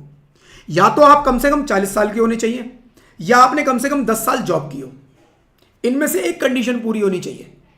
अगर आपने इन दोनों में से एक भी कंडीशन पूरी कर दी तो आप इस एग्जेम्पशन के लिए एलिजिबल हो, और ना ही आपने जॉब 10 साल की ना ही आपकी एज 40 साल की है, राइट। तो आपको यह एग्जेम्पशन नहीं मिलेगी। वीआरएस में जो पैसा मिलेगा पूरा टैक्सेबल। चलो जी एग्जांपल देख लो। Mister Rohan has taken voluntary retirement after completion of 18 years of service. 18 साल की जॉब की उसने, तो यानी कि ये क्राइटेरिया पूरा हो गया, 10 साल वाला हो गया। तो अब उसको वीआरएस की कैलकुलेशन करेंगे, एग्जेम्पशन की कैलकुलेशन करेंगे, ठीक है। लेकिन अगर क्वेश्चन में ये लिखा हो कि उसने 9 साल जॉब की और उसकी एज जो है या उसका ईयर डेट ऑफ बर्थ दे दी हो, उसकी डेट ऑफ बर्थ से कैलकुलेट करके मैंने निकाला जी उसकी एज जो आ रही है वो 38 ईयर्स की आ रही है, तो ना ही वो 40 साल का हुआ ना ही 10 साल जॉब की। तो जितना अमाउंट दिया हो ना पूरा का पूरा सैलरी में ऐड कर देना, कोई कैलकुलेशन करने की जरूरत ही नहीं है, ठीक है। चलो जी, 18 साल पे eight the time of retirement remaining service was 7 years. जब रिटायर वो हुआ है तो 7 साल की उसकी जॉब और बची हुई थी। एम्प्लॉयर ने उसको 6 लाख रुपए वॉलंटरी रिटायरमेंट का पे किया है। रिटायरमेंट बेनिफिट सैलरी 5,000 रुपए थी जब वो रिटायर हुआ है। इन दिस केस एग्जेम्पशन जो बनेगी वो बनेगी amount received 6 lakh, maximum 5 lakh, दो तो ये कोई दिक्कत नहीं। तीसरे में 3 महीने की सैलरी पर completed year, 5,000 into 3 month salary पर कंप्लीटेड ईयर, 18 साल कंप्लीट किए तो मल्टीप्लाइड बाई 18, 270 ये बना। और तीसरा salary for remaining service, remaining जो टाइम बचा उसके लिए कितनी सैलरी, 7 साल की जॉब बची है, तो 7 साल की जॉब बची है तो 12 मल्टीप्लाइड बाई 7, 12 महीने मल्टीप्लाइड बाई 7 मल्टीप्लाइड बाई 5,000 हर महीने का, 4,20,000। कह रहे हैं दोनों इन सब में सबसे कम क्या, मैंने कहा जी 270, तो उसने कहा ठीक है 6 लाख रिसीव हुआ, 270 उसको एग्जेम्प्ट होगा, 330 टैक्सेबल हो जाएगा, ये 3,30,000 उसकी सैलरी में ऐड कर देना। ठीक है। In the above case employ has taken voluntary retirement after completion of 22 years. मान लो उसने 18 साल की जगह, सॉरी 18 नहीं, हाँ 18 साल की जगह अगर उसने 22 साल की जॉब के बाद रिटायरमेंट ले लिया होता तो कह रहा है फिर देखो, मान लो 18 की जगह 22 का लिया होता तो रिमेनिंग मंथ उसके कितने बचते, रिमेनिंग ईयर, पहले उसके 7 साल बचे थे, अब उसने 18 की जगह 22 साल की जॉब के बाद लिया, यानी 18 के बाद 19, 20, 21, 22, 4 साल और जॉब कर ली, तो यानी कि रिमेनिंग जो इसके ईयर जॉब के बचे होंगे वो 3 साल बचे। ठीक है, अब ये 3 साल याद रखना। अमाउंट रिसीव कितना हुआ, 6 लाख, मैक्सिमम 5 लाख मिलेगा, 3 मंथ सैलरी पर कंप्लीटेड ईयर, तो 5,000 इंटू 3 इंटू 22, क्योंकि 22 साल की जॉब की, 330। सैलरी फॉर रिमेनिंग सर्विस, अब उसके जॉब के 3 साल बचे हैं क्योंकि 4 साल उसने और कर ली, 12 से मल्टीप्लाई किया 12 महीने और 5,000, 180, तो अब एग्जेम्पशन उसको मिलेगी 180 की, तो 6 लाख माइनस 180, 420 उसके टैक्सेबल हो जाएंगे। ठीक है, चलो जी ये क्वेश्चन दिए हैं फ्रेंड्स, ये क्वेश्चन बड़े इंपॉर्टेंट है, कर लेना, उसमें काफी सारे कॉन्सेप्ट और भी मिक्स होते हैं, कुछ डाउट आता है मेरे से अगली क्लास में पूछ लेना। चलो अब कुछ स्पेशल अलाउंसेस होते हैं फ्रेंड्स। स्पेशल अलाउंसेस कौन से, स्पेशल अलाउंसेस होंगे फ्रेंड्स, अलग अलग तरह के अलाउंसेस देता है एम्प्लॉयर एम्प्लॉय को, कुछ पर्सनल अलाउंस दे सकता है, कुछ ऑफिशियल अलाउंस, अलग अलग तरह के अलाउंस। जैसे आपने एक डीआरएस अलाउंस पढ़ा, महंगाई भत्ता, राइट, ऐसे ही बहुत सारे अलाउंसेस एम्प्लॉयर एम्प्लॉय को दे सकता है, जैसे कि कुछ पर्सनल हो सकते हैं, कुछ ऑफिशियल। पर्सनल अलाउंसेस की कैटेगरी में कौन कौन से हैं, जैसे चिल्ड्रन एजुकेशन अलाउंस, भाई आपके बच्चे हैं, उनकी पढ़ाई लिखाई के लिए एम्प्लॉयर ने एम्प्लॉय को कुछ पैसे दे दिए कि अपने बच्चों को अच्छे से पढ़ाओ, हायर स्टडीज कराओ, 100 रुपए हर महीना। इनकम टैक्स ने बोला हम एग्जेम्प्ट कर देंगे, हंसेगा कोई नहीं अब ये सुन के कि 100 रुपए per month, income tax act ने लिखा है तो अब हंसना नहीं है, 100 रुपए में हायर स्टडीज करानी है अपने बच्चों को। ठीक है, चलो जी, तो कितना मिलेगा पर्सनल अलाउंस में, पहला चिल्ड्रन एजुकेशन अलाउंस, पहली चीज exemption only in optional tax regime. जितनी भी अभी एग्जेम्पशन बताऊंगा ना, सारी ज्यादातर ऑप्शनल में ही मिलेंगी, डिफॉल्ट में है ही नहीं, डिफॉल्ट में कोई एक आधा है, फिर भी मैंने हाईलाइट करके लिख रखा है कि ये सब ऑप्शनल में मिलनी है, तो ध्यान रखना अगर डिफॉल्ट का आ जाए तो चिल्ड्रन एजुकेशन अलाउंस जितना मर्जी मिले पूरा टैक्सेबल, जितना मर्जी मिले पूरा टैक्सेबल। ठीक है, जितना मर्जी मिले पूरा टैक्सेबल। अब चिल्ड्रन एजुकेशन अलाउंस मेरे को मिल रहा है, कितना एग्जेम्प्ट होगा, 100 rupees per child up to 2 child. Employer ने मुझे दिया जी मान लो 200 रुपए पर महीना, पर मंथ, राइट, फॉर 2 चिल्ड्रन, 200 रुपए पर मंथ फॉर 2 चिल्ड्रन, तो मेरे को कितना मिला, एक बच्चे का 200 के हिसाब से 12,2400, 2 बच्चों का 4,800, एग्जेम्प्ट कितना होगा 100 rupees per child per month, यानी 1,200 रुपए पर चाइल्ड पर एनम एग्जेम्प्ट होगा, तो 2 चाइल्ड के लिए 2,400, कह रहे 2,400 एग्जेम्प्ट होगा, 2,400 रुपए पे आप टैक्स दे दो, बस ये टैक्सेबल सैलरी में ऐड कर दें। ठीक है, एग्जांपल देख लो, मिस्टर रोहन एम्प्लॉयड है एबीसी लिमिटेड में, एम्प्लॉयर ने उसको चिल्ड्रन एजुकेशन अलाउंस पे किया है 175 रुपए पर मंथ फॉर 3 चिल्ड्रन, 3 बच्चों के लिए दिया है, तो 2 बच्चों के लिए 100 रुपए के हिसाब से एग्जेम्प्ट हो जाएगा, बाकी सब टैक्सेबल। तो टोटल अमाउंट रिसीव कितना हुआ, 3 इंटू 175 इंटू 12, 6,300। एग्जेम्पशन कितनी होगी, 2 बच्चों के लिए, 2 इंटू 100 रुपए के हिसाब से इंटू 12, 2,400 की एग्जेम्पशन मिलेगी, तो 6,300 माइनस 2,400, 3,900 रुपए taxable. Similarly if employer has paid children education allowance of 70 पर month per child for 3 children, 70 रुपए पर मंथ के हिसाब से मिला, 3, 70, 12, 2,580, 2,520। एग्जेम्प्ट कितना होगा भाई, 100 से कम दिया है तो 70 रुपए के हिसाब से एग्जेम्प्ट होगा। फिर एग्जेम्पशन मिलेगी 2 ही बच्चों की केवल, 2 इंटू 70 इंटू 12, 70 के हिसाब से 2 बच्चों का 1680, बैलेंस 840 रुपए टैक्सेबल। ठीक है, चलो जी। Exemption is allowed irrespective of the expenditure incurred. चाहे उसने जितना मर्जी खर्चा किया हो, चाहे उसने अपने बच्चे को 50 रुपए में एजुकेशन दिलवा दी, एग्जेम्पशन 100 रुपए की मिलेगी। इतनी बड़ी कृपा हमारे ऊपर की गई है। ठीक है जी, चलो इस कृपा को याद रखना कि एग्जेम्पशन पूरी मिलेगी 100 रुपए की। ऐसा मत करना एग्जाम के अंदर क्वेश्चन आए कि 100 रुपए उसे एजुकेशन अलाउंस मिला, एक्चुअल खर्चा 50 रुपए का हुआ। ठीक है, 50 रुपए का खर्चा हुआ हो लेकिन एग्जेम्पशन 100 रुपए की मिलनी है पूरी, ये फिक्स है, इसका एक्चुअल से कोई लेना देना नहीं है। राइट। फिर मिलता है फ्रेंड्स हॉस्टल अलाउंस। एम्प्लॉयर ने बोला अपने बच्चे को हॉस्टल में रोको, आराम से एजुकेशन दिलवानी है बाहर, वहां हॉस्टल में रुकेगा, मैं हॉस्टल का खर्चा भी देता हूं आपको। कितना? 300 रुपए per month per child up to 2 children. Same वैसी calculation, children education allowance, same ऐसे ही हॉस्टल अलाउंस, बस वहां 100 थे और यहां पर 300 रुपए पर मंथ है। इतना फर्क है और कोई फर्क नहीं है। Right. Remaining provisions are similar to children education allowance, मतलब एग्जैक्टली वैसे ही कैलकुलेशन होगी, बस यहां 300 के हिसाब से कर। Outstation allowance. आउटस्टेशन अलाउंस क्या है? एम्प्लॉयर ने एम्प्लॉय को बाहर भेज दिया, अब बाहर एम्प्लॉय रहेगा, खाएगा पिएगा, खर्चे होंगे, उसके लिए कुछ खर्चा दे दिया कि भाई ये लो outstation allowance. Right. Any allowance granted to employ working in any transport system to meet his personal expenditure during his duty performed in the course of running of such transport from one place to another place is called outstation allowance। Example के लिए लेते हैं, plane से यात्रा होती है, उस plane को उड़ाता है पायलट, उस प्लेन में एयर होस्टेस भी होती है, प्लेन में एयर होस्टेस भी होती हैं जो आपकी सर्विसेज, आपको फूड वगैरह है, आपकी कोई रिक्वायरमेंट है वो पूरी करते हैं वो लोग। फ्लाइट जाती है, वो लोग रहते हैं दिल्ली, वो दिल्ली से फ्लाइट में बैठते हैं, फ्लाइट जाती है मुंबई, अब उनको मुंबई में 2 दिन रुकना पड़ेगा, 2 दिन बाद उनकी दूसरी फ्लाइट है जिससे उनको वापस आना है, उसी में वो पायलट उस प्लेन को उड़ा के लाएगा और वो जो स्टाफ होगा वो स्टाफ उसमें as a air hostess service देते हुए आएंगे। अब वो 2 दिन तक उन्हें मुंबई रुकना पड़ेगा, वो 2 दिन का पैसा कौन देगा? अपनी पॉकेट से देंगे? नो। ये है आउटस्टेशन अलाउंस कि उनको बाहर रुकना पड़ रहा है, अपने खर्चे पूरे करने पड़ रहे हैं, ऑफिशियल ड्यूटी पर गए हैं और उसके लिए कुछ अलाउंस मिला, लेकिन ये अलाउंस किसको मिल रहा है? Any transport system. ये ध्यान रखना, हर एम्प्लॉयर को नहीं है, ट्रांसपोर्ट सिस्टम वालों को है केवल। राइट। और एग्जेम्पशन कितनी मिलेगी? Least of the following 70% of allowance. Allowance का 70% आपको मिला कितना?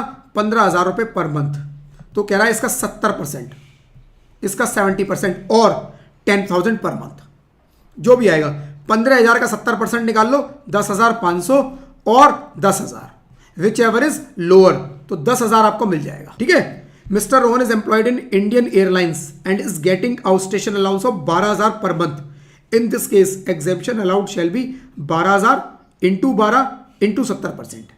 12,000 का 12 महीने का हो गया ना, पूरा 1 साल का निकालना है, तो उसका 70% मिलेगा, या फिर 10,000 पर मंथ इंटू 12, जो भी दोनों में कम होगा।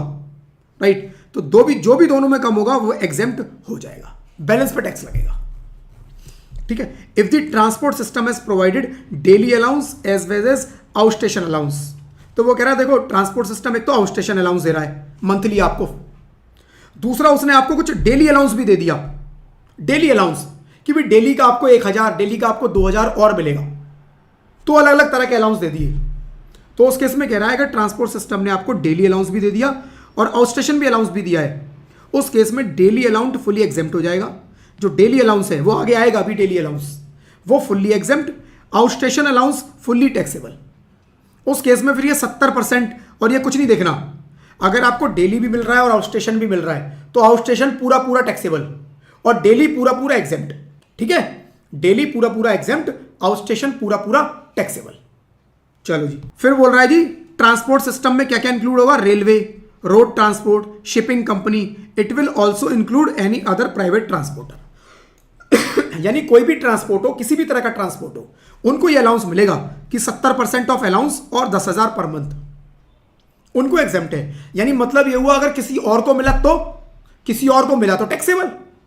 देखो ये जो अलाउंस मैं बता रहा हूं ये छोटी सी लिस्ट है, इसमें जो एग्जेम्पशन लिखी है बस वही एग्जेम्पशन है। इसके अलावा अगर आपके क्वेश्चन में कोई भी अलाउंस आ जाए जो आपने पढ़ा नहीं, इस लिस्ट से बाहर का है, तो आप उसे ब्लाइंडली पूरा टैक्सेबल कर देना, चाहे वो ऑफिशियल हो चाहे पर्सनल हो। यहां लिखे हुए हैं सारे अलाउंस जो एग्जेम्प्ट हैं, जो एग्जेम्प्ट अलाउंस हैं वो यहां लिखे हुए हैं। ठीक है, चलो जी। अंडरग्राउंड अलाउंस, अंडरग्राउंड मतलब ऐसे एम्प्लॉय जो जमीन के अंदर काम करते हैं, माइन वगैरह में काम करते हैं, खुदाई का काम करते हैं, उन बेचारों की लाइफ को कितना रिस्क होता है, उनकी लाइफ को इतना बड़ा रिस्क है, तो यहां पर एक काफी बड़ा उनको एक अलाउंस दिया जाता है कई बारी।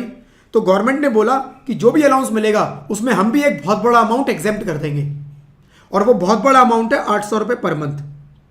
राइट, अंडरग्राउंड अलाउंस एम्प्लॉय को जितना भी मिलेगा उसमें से 800 रुपये एग्जेम्प्ट, 800 रुपये एग्जेम्प्ट, 800 रुपये तक एग्जेम्पशन मिलेगी, इससे ज़्यादा नहीं मिलेगी। ठीक है, तो एम्प्लॉयर एम्प्लॉय को पे करता है 1500, तो कह रहा है पर मंथ 800 एग्जेम्प्ट, 700 रुपये पर मंथ टैक्स। ऐसे एक होता है tribal area allowance. Tribal area क्या होता है फ्रेंड्स? रिमोट एरिया के अंदर कोई फैसिलिटी नहीं है, बिल्कुल ट्राइब एरिया में रहते हो आप लोग, राइट, वहां जाके आप रहोगे, वहां आपकी ड्यूटी लगा दी गई कि वहां जाके काम करो। अब बेचारा वहां डर रहा है, रात को निकल नहीं सकता घर से बाहर, कोई उठा के ले गया, पता चला उसी को खा गया। वहां तो ऐसे से रहते हैं ना कई बारी कि उठा के रात को ले जाएंगे तुम ही खा जाएंगे। ठीक है, तो बेचारा वहां ऐसी जगह रहता है, अपनी लाइफ को रिस्क में डाल के रह रहा है। तो गवर्नमेंट ने, एम्प्लॉयर क्या कहता है उसको कि ठीक है आप ऐसी जगह अगर रहोगे तो हमको कुछ अलाउंस दे देंगे, ट्राइबल एरिया अलाउंस के नाम से। गवर्नमेंट ने बोला ठीक है, अगर आपको ट्राइबल एरिया अलाउंस मिल रहा है तो हम कुछ एग्जेम्पशन दे देंगे उसमें से। कितनी? 200 रुपये पर मंथ। सब ऐसी चिल्लड़ अलाउंस है फ्रेंड्स, सब चिल्लड़ एग्जेम्पशन मिली हुई है। ये बाबा आदम के जमाने के प्रोविजन बने हुए हैं। बाबा आदम के जमाने पे ये एग्जेम्पशन डिसाइड की गई थी, जिसको गवर्नमेंट ने आज तक चेंज नहीं किया। अभी चेंज हो जानी चाहिए। 200 रुपये, 100 रुपये में कौन सी एजुकेशन हो रही है, 300 रुपये में कौन सा हॉस्पिटल मिल रहा है, हॉस्टल मिल रहा है, बता दो जी, है? लेकिन दिए जा रहे हैं। अंडरग्राउंड अलाउंस, बेचारा अपनी लाइफ को रिस्क में डाल के जमीन के अंदर काम कर रहा है, कब किस दिन पत्थर ऊपर से आके गिरेगा और उसके साथ क्या होगा किसी को नहीं पता। 800 रुपये पर मंथ की उसकी एग्जेम्पशन मिलती है। ट्राइबल एरिया अलाउंस, बेचारा रिस्की एरिया में रह रहा है, अपनी जिंदगी को जोखिम में डाल के उसे 200 रुपये पर मंथ की मजाक कर दिया गया। ये सब मजाक वाले प्रोविजन है फ्रेंड्स, लेकिन मजाक मजाक में पढ़ लेना, याद कर लेना, क्योंकि अगर एग्जाम में क्वेश्चन आया तो सीरियस होकर लिखना पड़ेगा, क्योंकि मजाक में कुछ और लिखाए तो एग्जामिनर भी आपके साथ बड़ा गंदा मजाक करेगा। ठीक है, चलो जी, चलो। ट्रांसपोर्ट अनाउंस, ट्रांसपोर्ट अनाउंस क्या है? Same treatment in both default and optional tax regime. इसका डिफॉल्ट और ऑप्शनल दोनों में सेम है। जितनी भी ऊपर हमने पढ़ी सब एग्जेम्प्ट है ऑप्शनल में, ध्यान से पढ़ना फ्रेंड्स, सब ऑप्शनल में है। मैंने इसलिए हर एक जगह लिखा है, मैं इकट्ठा एक जगह लिख सकता था कि ये ऑप्शनल में, लेकिन मैंने जानबूझ के हर एक के आगे लिखा सो दैट आपको बार बार इस चीज को पढ़ने को मिले, बार बार आपका फोकस जाए कि ये केवल ऑप्शनल में मिलेगा, डिफॉल्ट में नहीं मिलेगा। राइट, चलो जी। ट्रांसपोर्ट अनाउंस का सेम ट्रीटमेंट है, और सेम ट्रीटमेंट क्या है कि दोनों में टैक्सेबल, जितना मिला सब टैक्सेबल। ठीक है, तो जिसका सेम ट्रीटमेंट है वो दोनों में टैक्सेबल, यानी एग्जेम्पशन जो है वो डिफॉल्ट ऑप्शनल में है, बस डिफॉल्ट में कुछ नहीं है। और ये एक ऐसा आइटम है जो ऑप्शनल में भी टैक्सेबल, डिफॉल्ट में भी टैक्सेबल। लेकिन यहां पर लिखा हुआ है कि अगर पेमेंट जो हो रही है वो हैंडीकैप पर्सन को हो रही है, कोई ऐसा एम्प्लॉय है जो हैंडीकैप है, हैंडीकैप है, राइट, तो उस केस में उसको अगर कुछ ट्रांसपोर्ट अलाउंस मिलता है तो 3200 रुपीज पर मंथ तक एग्जेप्ट हो जाएगा। मान लो कोई और पर्सन है, 5000 रुपए पर मंथ उसको ट्रांसपोर्ट अलाउंस मिल रहा है, पूरे साल का 60K, 60,000 पूरा का पूरा टैक्सेबल। लेकिन अगर पर्सन हैंडीकैप है तो उसमें उसको बोला जी 5000 माइनस 3200, 1800 रुपए पर मंथ जो बचा, इसको 12 से मल्टीप्लाई करो, ये टैक्सेबल होगा बस। 18, राइट, 3200 रुपए की एग्जेम्पशन मिलेगी हर महीने की, तो 1800 रुपए टैक्सेबल हो जाएगा इंटू 12, ये सैलरी में ऐड कर देना। Exemption for transport allowance is available in both regime, but exemption for rest of the allowance is available under optional tax regime only. यहां भी मैंने क्लियर लिख दिया है कि ये ट्रांसपोर्ट जो है वो दोनों सेम ट्रीटमेंट है, दोनों में ही नहीं मिल रहा, और इसमें जो 3200 की मिल रही है हैंडीकैप को वो दोनों में ही मिलेगी, दोनों में मिल जाएगी, चाहे वो ऑप्शनल ऑप्ट करे चाहे डिफॉल्ट ऑप्ट करे, 3200 की दोनों जगह मिलेगी। बाकी जितने भी मैंने ऊपर बताए 5, ये केवल ऑप्शनल में मिलेंगे, डिफॉल्ट में नहीं मिलेंगे। ठीक है, उसके बाद आते हैं friends official allowance. Official allowance क्या है? ऑफिशियल अलाउंस क्या है भाई, पहले थे पर्सनल सारे, ये पर्सनल अलाउंसेस थे कि ये पर्सनल खर्चे मीट करने के लिए, ऑफिशियल ड्यूटी पूरी करने के लिए। The allowance given by employer for official purpose are called official allowance. Exemption for these allowance are conditional upon the actual expenditure. वो कह रहा है इसमें जितना भी एक्चुअल खर्चा होगा ना वो मिल जाएगा। आपको अलाउंस दिया 10,000 का, आपका एक्चुअल खर्चा 9,000 का हुआ, तो वो कह रहा है फिर 1,000 जो होगा ना, या तो एम्प्लॉयर 1,000 आपसे वापस ले ले। एम्प्लॉयर 1,000 आपसे वापस नहीं ले रहा, एम्प्लॉयर कह रहा है मैंने तो 10,000 तुम्हें दे दिया, तुम जितने मर्जी खर्च करो। उसने खर्च किए 9,000, तो 1,000 उसकी सैलरी में ऐड हो जाएंगे, राइट। तो ये खर्चे कौन कौन से हैं? Number 1 helper allowance. एम्प्लॉय रोज ऑफिस में आने से लेट हो जाता था। एम्प्लॉयर ने पूछा भाई लेट क्यों हो जाते हो? उसने कहा सर घर पे बहुत काम होते हैं, पहले सुबह उठ के झाड़ू पोछा करता हूँ, सफाई करता हूँ, पूरा घर चमकाता हूँ, उसके बाद अपने लिए खाना बनाता हूँ, फिर खाना बनाता हूँ, खाता हूँ, ब्रेकफास्ट करता हूँ, लेके फिर यहाँ आता हूँ, इसीलिए सर थोड़ा लेट हो जाता है। अब एम्प्लॉय बहुत काम का था एम्प्लॉयर के, उसने कहा भाई तू लेट नहीं हो सकता, तेरा लेट होना मैं अफोर्ड नहीं कर सकता, एक काम कर 10,000 रुपये मेरे से ले, एक सर्वेंट अपने लिए हायर कर ले, ये तेरे घर की सफाई भी करेगा और तेरे लिए खाना भी बनाए। उसने कहा ठीक है सर बहुत बढ़िया। उसने ढूंढ लिया जी कितने में? 8,000 रुपये में। एम्प्लॉयर तो 10,000 दे रहा है उसे, एम्प्लॉयर कह रहा है मुझे मतलब नहीं कितने में लेगा तू, मैंने तेरे को 10,000 दे दिया। एम्प्लॉय ने 8,000 रुपये में ढूंढ लिया, वो कह रहा है 8,000 में सर्वेंट मिल गया, बहुत बढ़िया, सुबह सुबह आता है, बढ़िया खाना बना के जाता है, सफाई वफाई करके चला जाता है। 2,000 जो ये बच गए ये टैक्सेबल हो जाएंगे यहाँ पर। और किसमें? एग्जेम्पशन जो मिलेगी ये, राइट, हेल्पर अलाउंस की, ये ऑप्शनल टैक्स रिजीम में मिलेगी केवल, राइट। ऑप्शनल टैक्स रिजीम में an allowance given to employee to compensate for hiring helper to assist in the performance of official duties. 8,000 exempt, right, 2,000 taxable. और जो 8,000 की exemption मिलेगी किसमें मिलेगी? ऑप्शनल में, क्लियर लिखा है ऑप्शनल, राइट। तो जो भी एक्चुअल खर्चा होगा वो एग्जेम्प्ट हो जाएगा, ये ध्यान रखना बस। एक्चुअल एग्जेम्प्ट होगा, बचा हुआ टैक्सेबल, लेकिन अगर डिफॉल्ट का केस आ जाए तो पूरा का पूरा टैक्सेबल। अगर ऑप्शनल का केस है तो जितना दिया उसमें से जो एक्चुअल चला गया वो एग्जेम्प्ट, बचा हुआ टैक्सेबल।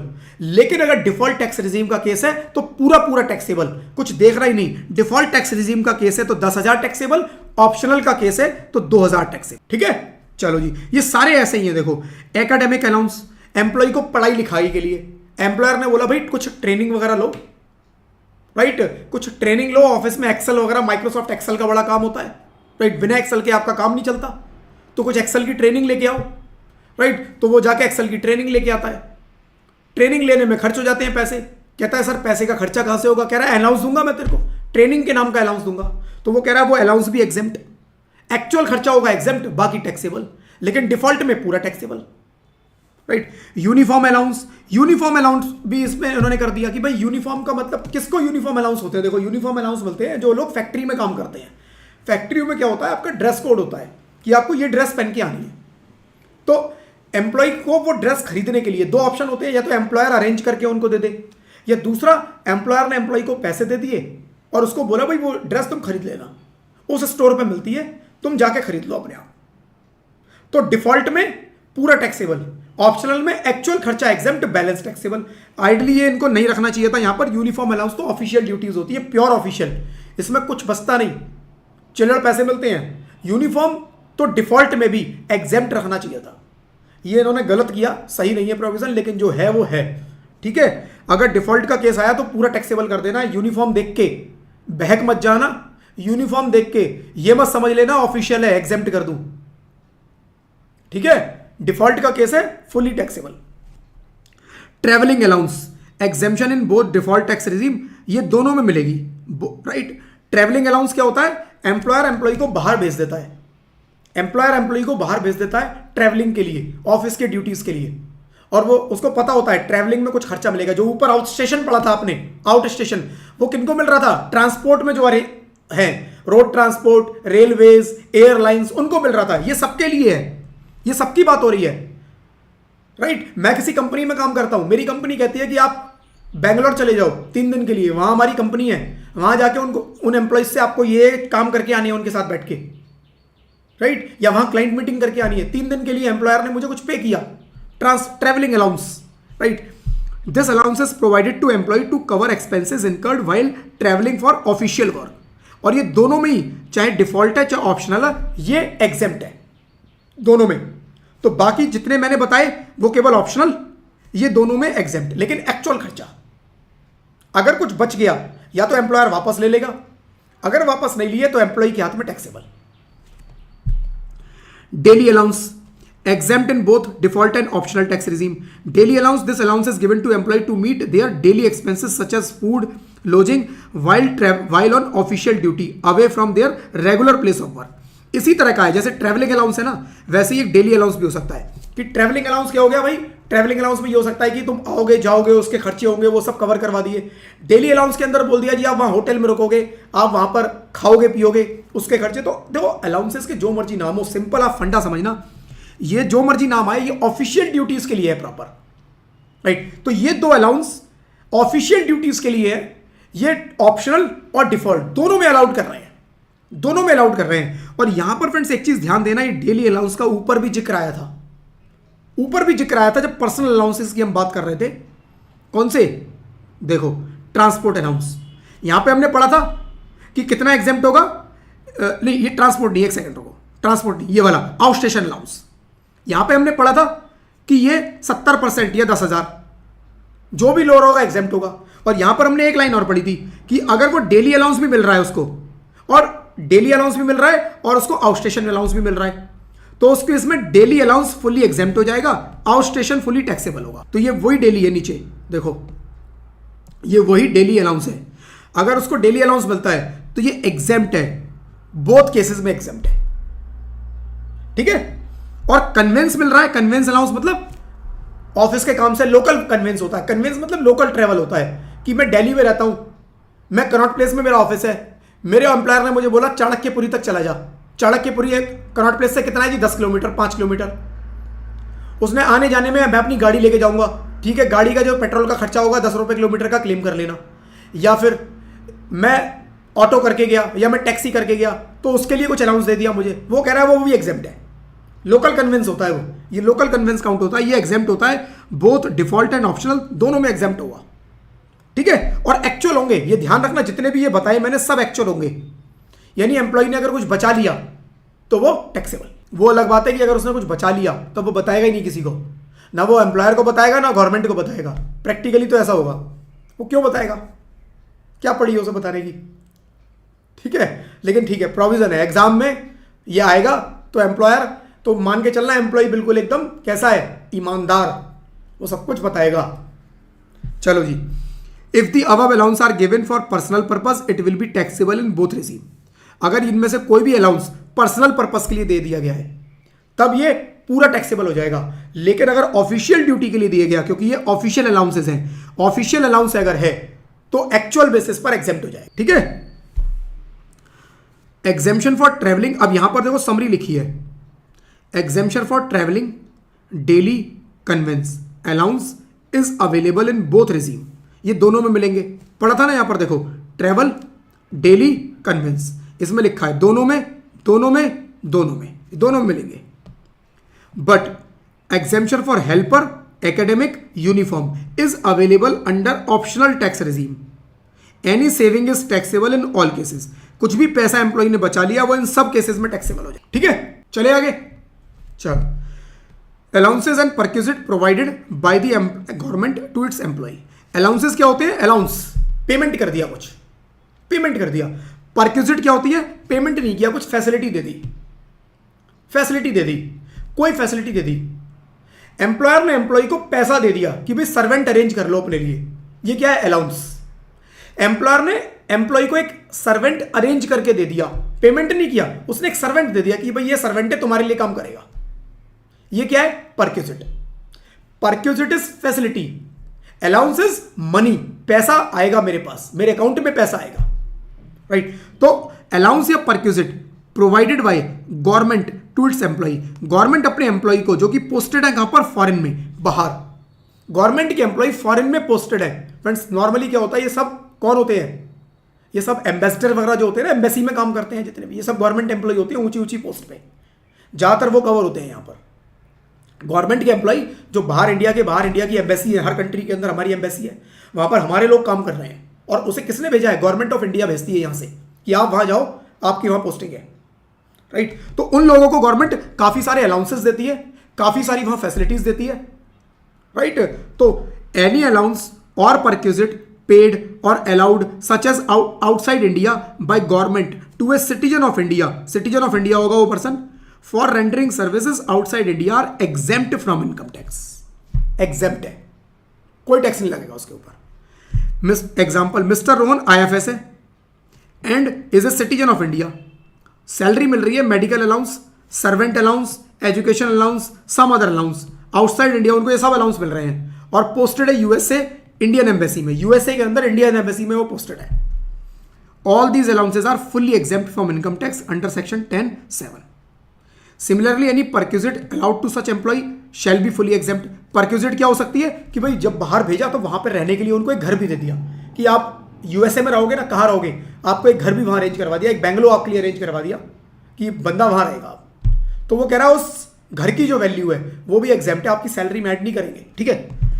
अदर अलाउंसेस, कोई और अलाउंसेस भी आ सकते हैं फ्रेंड्स। यहां पर कुछ अलाउंसेस की लिस्ट लिखी हुई है, जैसे city compensatory allowance, cash allowance. City compensatory मतलब मैं रहता था आगरा में, मेरे को भेज दिया उठा के मुंबई, सैलरी बढ़ाई नहीं, आगरा के खर्चे बहुत कम थे, मुंबई में घर बहुत महंगा है, मुंबई के खर्चे बहुत ज्यादा है, उसके बदले में कुछ एडिशनल पेमेंट कर दिया, किस नाम से, city compensatory allowance. City compensatory मतलब एक ऐसी सिटी में भेज दिया जहां के खर्चे बहुत ज्यादा हैं, तो उस सिटी के खर्चों को कंपेंसेट करने के लिए आपको कुछ अलाउंस दे दिया गया, सिटी कंपेंसेटरी अलाउंस।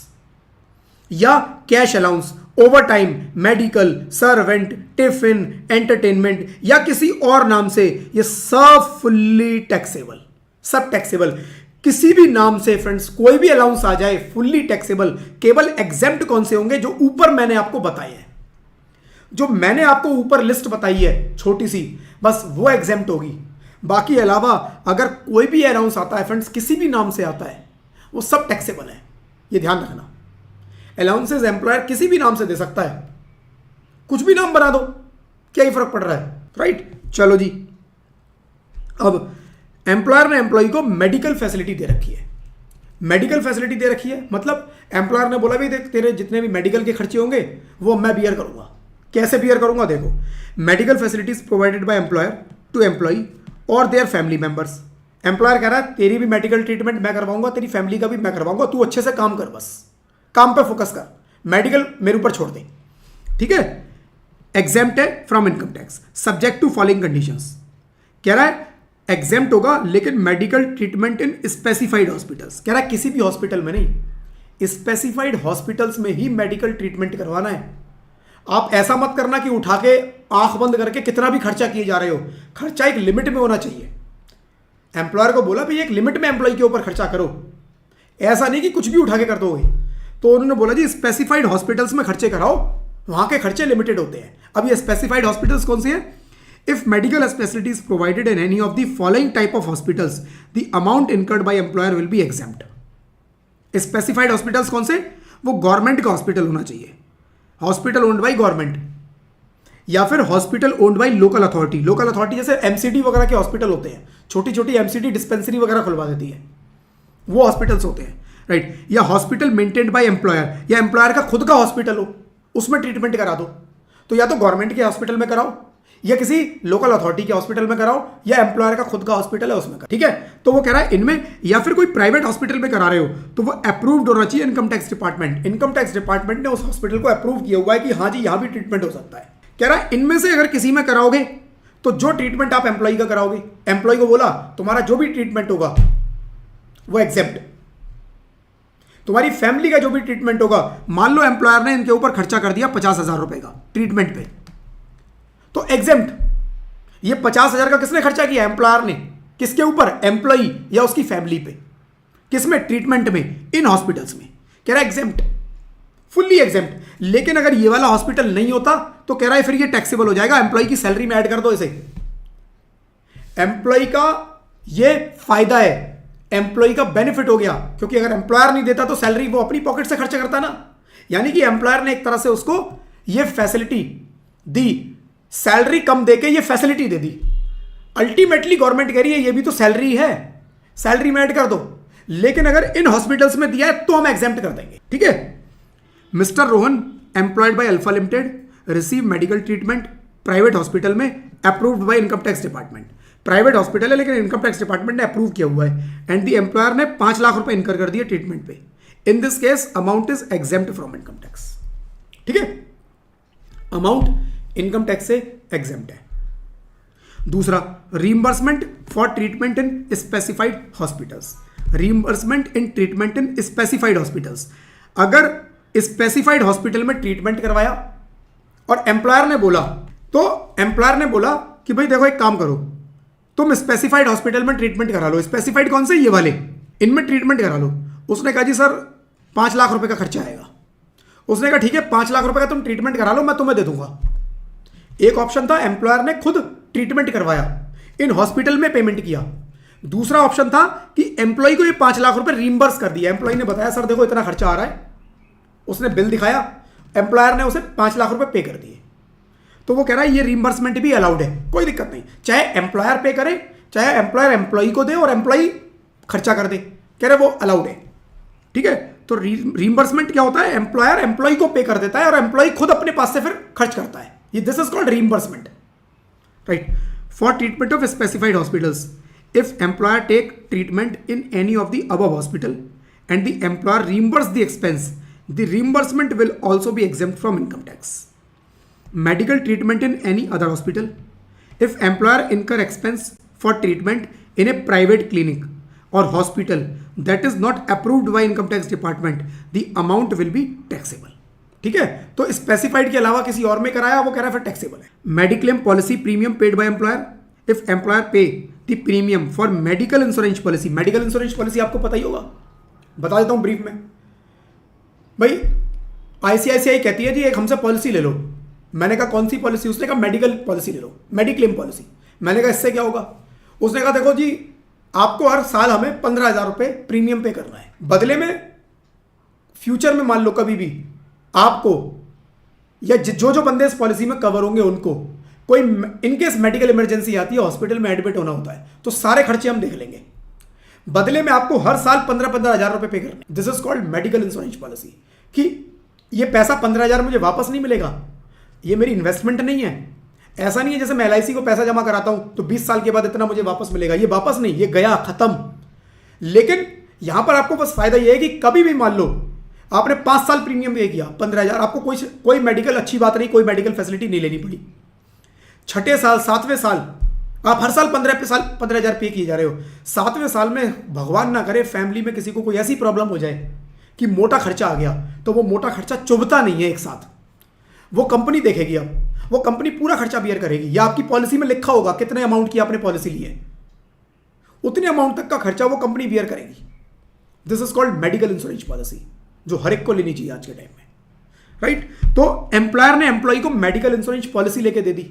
उसने कहा ये पॉलिसी मैं लेके दे रहा हूं। उन्होंने कहा जो पॉलिसी पे खर्चा हुआ है वो भी एग्जेम्प्ट है, एम्प्लॉय की सैलरी में ऐड नहीं करेंगे, इसको एम्प्लॉय की इनकम नहीं मानेंगे, ये भी exempt, it will be exempt. Medical allowance, if employer pay medical allowance to employ it is taxable. मैंने बोला अलाउंस जो लिस्ट में ऊपर बताए हैं वही एग्जेम्प्ट हैं, उसके अलावा जिस मर्जी नाम से कोई अलाउंस मिले सब टैक्सेबल। तो चाहे ये मेडिकल अलाउंस भी मिल रहा है, ये टैक्सेबल है। डेफिनेशन ऑफ फैमिली, अब फैमिली की डेफिनेशन में कौन कौन आएगा, राइट, इन फैसिलिटीज के लिए कह रहा है फैमिली का मतलब है स्पाउस, चिल्ड्रन ऑफ एम्प्लॉय या parent, brother, sister of employee provided they are dependent on the employee. मतलब स्पाउस, चिल्ड्रन, एम्प्लॉयर अगर इनका ट्रीटमेंट करा रहा है तो कोई दिक्कत नहीं, एम्प्लॉय को एग्जेम्प्ट, एम्प्लॉय की सैलरी में कुछ ऐड नहीं करना। लेकिन अगर पेरेंट, ब्रदर या सिस्टर का कोई ट्रीटमेंट करा रहा है तो उस केस में तभी एग्जेम्प्ट होगा जबकि वो उसके ऊपर डिपेंडेंट होने चाहिए। मेरे पेरेंट्स मेरे ऊपर डिपेंडेंट हैं, उनकी कोई फाइनेंशियल अर्निंग नहीं है, मेरे ऊपर डिपेंडेंट है वो लोग, तो अगर एम्प्लॉयर उनका भी ट्रीटमेंट करा देगा तो एग्जेम्प्ट। या मेरे ब्रदर सिस्टर मेरे ऊपर डिपेंडेंट है, अभी उनकी कोई अर्निंग शुरू नहीं हुई है, वो कमाते धमाते कुछ नहीं, तो उस केस में उनका एग्जेम्प्ट, राइट। चलो जी, if the expenditure incurred by employer for the treatment of any other person such as mother in law, father in law, independent father, facility will be taxable. इनके अलावा किसी और का ट्रीटमेंट कराया टैक्सेबल हो जाएगा। Medical facilities outside India, medical facilities कहां थी? Outside India. इंडिया में किसी प्रॉब्लम का ट्रीटमेंट नहीं है मान लो, तो उसको यूएस जाना है जी ट्रीटमेंट कराने के लिए। एम्प्लॉयर ने बोला तू ट्रीटमेंट करा, मैं खर्चे बियर करूंगा सारे, तू जा ट्रीटमेंट करा क्या, राइट। तो मेडिकल ट्रीटमेंट अब्रॉड कह रहा है अलाउड है कितना, if employer incur expenditure for medical treatment of employee और any member of family outside India the expenditure is exempt to the extent permitted by reserve bank of India. Reserve bank of India में limit बना रखी है कि भाई कितने कितने खर्चे आप किस किस चीज़ पे विदेश में जाके कर सकते हो। तो जो आरबीआई ने लिमिट बनाई है कह रहा है उतना एग्जेम्प्ट कर देंगे, इनकम टैक्स ने बोला उतना ही एग्जेम्प्ट कर देंगे। तो मान लो ये बंदा बाहर ट्रीटमेंट कराने जाता है, एम्प्लॉयर ने उसके ऊपर 10 लाख रुपए खर्च कर दिए, आरबीआई की लिमिट है 7 लाख की, तो 3 लाख जो लिमिट से ऊपर खर्चा हुआ है वो एम्प्लॉय की सैलरी में ऐड कर दो एज ए इनकम। उसको मिला नहीं है लेकिन उसकी इनकम मानी जाएगी और उसकी सैलरी में ऐड हो जाएगा, ठीक है। अब बंदा बाहर ट्रीटमेंट कराने जाएगा तो खाली ट्रीटमेंट पे थोड़ा खर्चा होगा, वहां रुकेगा भी तो सही कुछ दिन, जितने दिन ट्रीटमेंट चलेगा उतने दिन वहां रुकेगा। तो वो कह रहा है जो स्टे होगा वो भी एग्जेम्प्ट कितना, to the extent permitted by RBI. Same यहां पर भी वही रखा कि भाई जितना आरबीआई परमिट कर रहा है उतना एग्जेम्प्ट करा लो, बाकी नहीं, बाकी टैक्सेबल। ट्रेवल, अब यहां से जाएगा यूएस तो यूएस का आने जाने का भी तो खर्चा होगा, तो पहला ट्रीटमेंट का वहां पे खर्चा, दूसरा वहां पर रुकने का खर्चा, तीसरा वहां आने जाने का खर्चा। ट्रेवल के केस में कुछ अलग ही बात बोल दी इन्होंने। ट्रेवल में बोला कि देखो पहला समझना, मेडिकल ट्रीटमेंट जिसका ट्रीटमेंट होना है उसके खर्चे, जो स्टे अब्रॉड, स्टे बंदा अकेला थोड़े ना रुकेगा, जो ट्रीटमेंट कराने जा रहा है उसके साथ एक अटेंडेंट भी तो जाएगा। भाई बंदा बीमार जा रहा है बाहर, अकेला तो जाएगा नहीं यूएस, एक बंदे को साथ लेके जाएगा। तो वो कह रहा है उस केस में खर्चे किस किस के, पेशेंट के और एक अटेंडेंट के, दोनों के खर्चे अलाउड है। कब, कितने, टू द एक्सटेंट ऑफ जितना आरबीआई परमिट करेगा। और ट्रैवल के खर्चे, ट्रैवल के खर्चे भी किसके होंगे, ट्रैवल के खर्चे भी दोनों के होंगे, एक पेशेंट और एक उसके साथ जा रहा है बंदा। तो कह रहा है दोनों के अलाउड है, बट कितने, if employer incur expense for travel of patient and one attendant it is exempt provided the employee gross total income before considering travel expenditure does not exceed 2 lakh. Employee की ग्रॉस टोटल इनकम 2 लाख रुपए से ज्यादा ना हो, up to 2 lakh तक अगर उसकी gross total income है तो ट्रैवल का खर्चा एग्जेम्प्ट होगा, अदरवाइज ट्रैवल का जो भी खर्चा होगा वो उसकी सैलरी में ऐड हो जाएगा। इस 2 लाख रुपए की कैलकुलेशन के लिए इस ट्रैवल के खर्चे को इग्नोर करना है। The employee incur expense for travel of patient, one attendant is exempt provided gross total income before considering the travel expenditure। यानी कि इस ट्रैवल के खर्चे को छोड़कर इसको इग्नोर कर दो और फिर उसकी ग्रॉस टोटल इनकम निकाल दो। ग्रॉस टोटल इनकम कैसे निकलती है, पांचों हेड से इनकम निकालोगे, salary, house property, business, capital gain, other sources, उन सबका सम कर लो, वो जो टोटल आएगा वो ग्रॉस टोटल इनकम। कह रहा है वो 2 लाख से ऊपर ना हो बस। और उस ग्रॉस टोटल इनकम की कैलकुलेशन करते टाइम इस ट्रैवल एक्सपेंस को इग्नोर कर दें, ठीक है। और अगर ये 2 लाख से ऊपर आ जाए तो टैक्सेबल, 2 लाख तक एग्जेम्प्ट, ठीक है। एक्सपेंडिचर ऑन ट्रीटमेंट ऑफ कोविड-19, कोविड-19 का ट्रीटमेंट एम्प्लॉयर ने करवा दिया एम्प्लॉय के लिए, कह रहा है वो भी exempt. If employer incur expenditure for the treatment of कोविड-19 फॉर द एम्प्लॉय और member of their family the amount is exempt from income tax. The employ should retain the test report and detail of the treatment for 6 months from the date of testing positive. जिस दिन से test positive आया था उस दिन से लेकर आने वाले 6 महीने तक का जितना भी खर्चा एम्प्लॉयर ने किया, कह रहा है सब एग्जेम्प्ट, बट उसको वो पॉजिटिव टेस्ट की रिपोर्ट अपने पास रखनी है रिकॉर्ड में कि हाँ जी देखो कोविड हुआ था और 6 महीने तक कितना खर्चा हुआ था तुम्हारे ऊपर, वो हिसाब अपने पास रखना पड़ेगा, ठीक है। अब इसका क्वेश्चन दिया हुआ है फ्रेंड्स, चलो जी देख लेते हैं क्वेश्चन भी। Mister Rohan employed in alpha limited, basic पे उसकी 12,000, डीए 2,000 मिल रहा है, मेडिकल अलाउंस 2,000 मिल रहा है, एंटरटेनमेंट 300 रुपये पर मंथ। एम्प्लॉयर ने प्रोफेशनल टैक्स उसके बिहाफ पे कर दिया 100 रुपये पर मंथ का।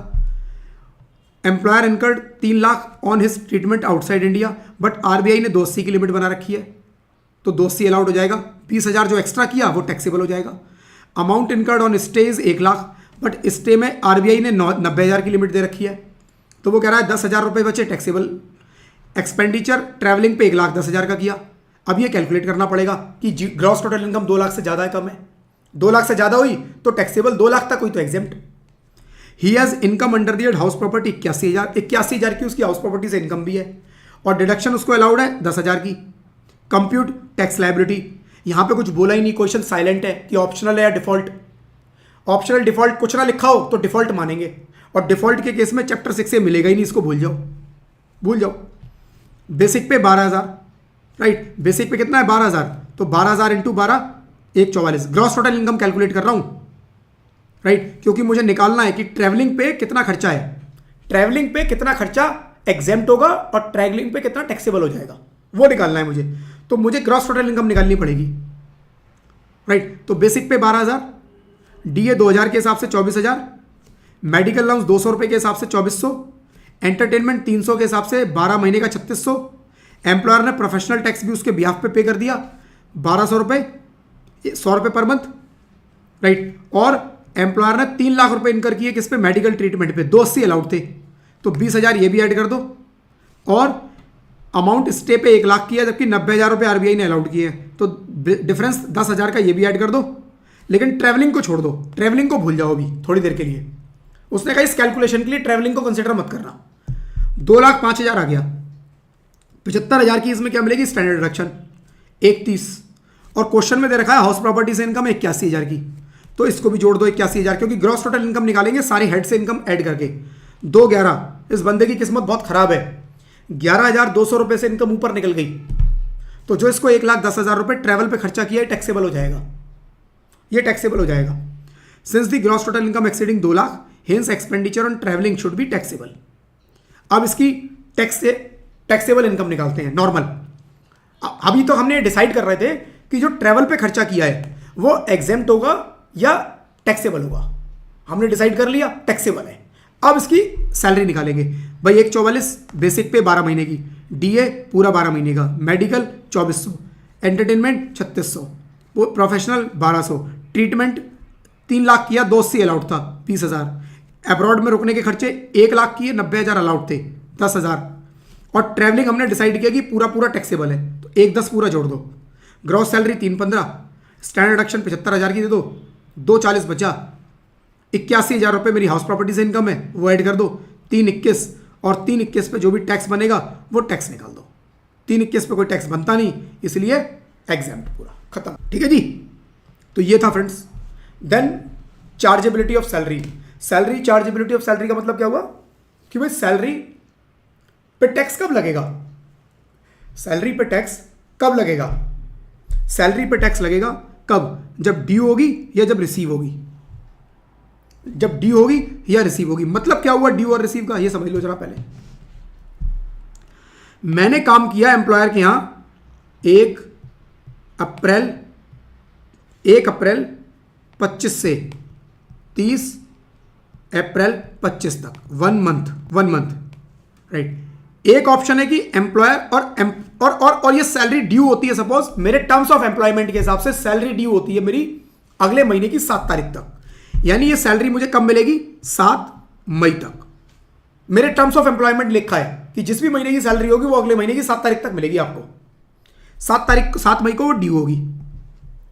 अब क्वेश्चन आता है कि क्या मेरी सैलरी जो 1 अप्रैल से 30 अप्रैल की है वो अप्रैल में टैक्सेबल होगी या मई में टैक्सेबल होगी। क्वेश्चन ये है केवल, देखो अप्रैल और मई में फर्क नहीं पड़ रहा, लेकिन जब मार्च खत्म होगा और मार्च की सैलरी अप्रैल में मिलेगी, मान लो इस एग्जांपल में मैं मार्च कर दूं अप्रैल की जगह, मार्च 26 कर दूं, इसको मैं बोलूं जी मार्च 26, 31 मार्च 26 की सैलरी कब ड्यू होगी, कब ड्यू होगी, अप्रैल में, थोड़ा सा अप्रैल 26 में कब ड्यू होगी, अप्रैल 26, और कौन सी डेट को, ये ड्यू होगी 7 अप्रैल 26 को, 7 अप्रैल 26 को। अब मेरी मार्च की सैलरी 7 अप्रैल 26 को ड्यू होने वाली है, यानी मेरी मार्च की सैलरी 7 अप्रैल को मिलेगी। ड्यू कब हो जाएगी, मार्च में। रिसीव कब होगी, रिसीव कब होगी, अप्रैल में। तो मेरी सैलरी पे जो टैक्स लगेगा वो मार्च में लगेगा या अगले साल अप्रैल में लगेगा। क्वेश्चन ये है बेसिकली कि मैं सैलरी पे टैक्स कब लगवाऊं, ठीक है, ड्यू बेसिस पर या रिसीट बेसिस पर, ड्यू बेसिस पर या रिसीट बेसिस पर, ये क्वेश्चन है जिसका हम सॉल्यूशन निकालने वाले हैं। Salary income is taxable either due basis और receipt basis whichever occurs earlier. जो भी पहले होगा, अगर ड्यू पहले हो गई तो ड्यू बेसिस पर टैक्सेबल हो जाएगी, अगर रिसीट पहले हो गई तो रिसीट बेसिस पे। गवर्नमेंट ने बोला जी हमारा फायदा होना चाहिए, हमें फर्क नहीं पड़ता, हम तो ड्यू पे भी लगाएंगे और हम रिसीट पे भी लगाएंगे, जो पहले हो गया हम उस पर लगा देंगे। अगर आपकी सैलरी मान लो मेरे टर्म्स ऑफ एम्प्लॉयमेंट में लिखा हुआ है जी मार्च की सैलरी जो होगी, राइट, मार्च की सैलरी, मार्च 26 का केस है, मार्च की सैलरी आपकी जो ड्यू होगी वो 31 मार्च 26 को ड्यू हो जाएगी। किसी वजह से एम्प्लॉयर ने उसको पे की 1 अप्रैल को, किसी वजह से एम्प्लॉयर ने उसको पे की 1 अप्रैल 26 को। ड्यू कब होगा? 31 मार्च। लेकिन किसी वजह से एम्प्लॉयर ने उसको एक दिन लेट सैलरी पे की है, तो वो कह रहे हैं ड्यू बेसिस पे टैक्सेबल, ड्यू बेसिस पे टैक्सेबल, हम तो टैक्स 31 मार्च में लगा देंगे। ठीक है, दूसरा एग्जांपल लेता हूं जो ऊपर लिखा हुआ है, मेरी अप्रैल की सैलरी, राइट, मेरी मार्च की सैलरी कब ड्यू होनी थी? मेरी मार्च की सैलरी अप्रैल में ड्यू होनी थी, मार्च की सैलरी अप्रैल में ड्यू होनी थी, बट गलती से एम्प्लॉयर ने मार्च में ही पे कर दी, गलती से एम्प्लॉयर ने 31 मार्च को ही पे कर दी, तो वो कह रहे हैं फिर 31 मार्च में टैक्स लगा देंगे, रिसीट बेसिस पे, रिसीट बेसिस पे लगा देंगे। यानी फिर हम 7 अप्रैल का वेट नहीं करेंगे, हम कहेंगे जी मार्च में सैलरी टैक्सेबल, यानी कि अगर रिसीव हो जाए तो तभी टैक्स दे दो, अगर ड्यू हो जाए तो भी दे दो। कुल मिला के जो इवेंट पहले होगा तब मुझे टैक्स देना है। ठीक है, चलो जी, if salary is due but not yet received it will still be taxable in the year it become due. If salary is received in advance, it will be taxed in the year it is received, even if it is not due. Due नहीं हुई, advance receive हो गया, taxable. Salary receive नहीं हो रही, due हो चुकी है, टैक्सेबल। एम्प्लॉयर मुझे पेमेंट ही नहीं कर रहा है, रोक के बैठा है सैलरी, गवर्नमेंट कह रही है टैक्सेबल, हमें तो टैक्स दे दो। एम्प्लॉयर से सैलरी आती रहेगी, हमारे को टैक्स दे दो, ये प्रोविजन यही है। ठीक है जी। Example 1, mister Rohan is employed by alpha limited, earning basic pay 10,000 per month during the financial year 2025-26। Employer ने पेड की salary on time until February 26 तक सैलरी टाइम से आई, but the salary for March was paid in April. गलती से मार्च की salary किसी वजह से अप्रैल में पे हुई। इस केस में वो कह रहा है टैक्सेबल सैलरी जो होगी ना वो 25-26 की पूरी 12 लाख मानेंगे, चाहे आपको रिसीव नहीं हुई लेकिन हम फिर भी 12 लाख ही मानेंगे ड्यू बेसिस पे। ठीक है, ऐसी एक एग्जांपल हो रही है, आप देख लेना। फिर arrear of salary, arrear of salary मतलब क्या हुआ?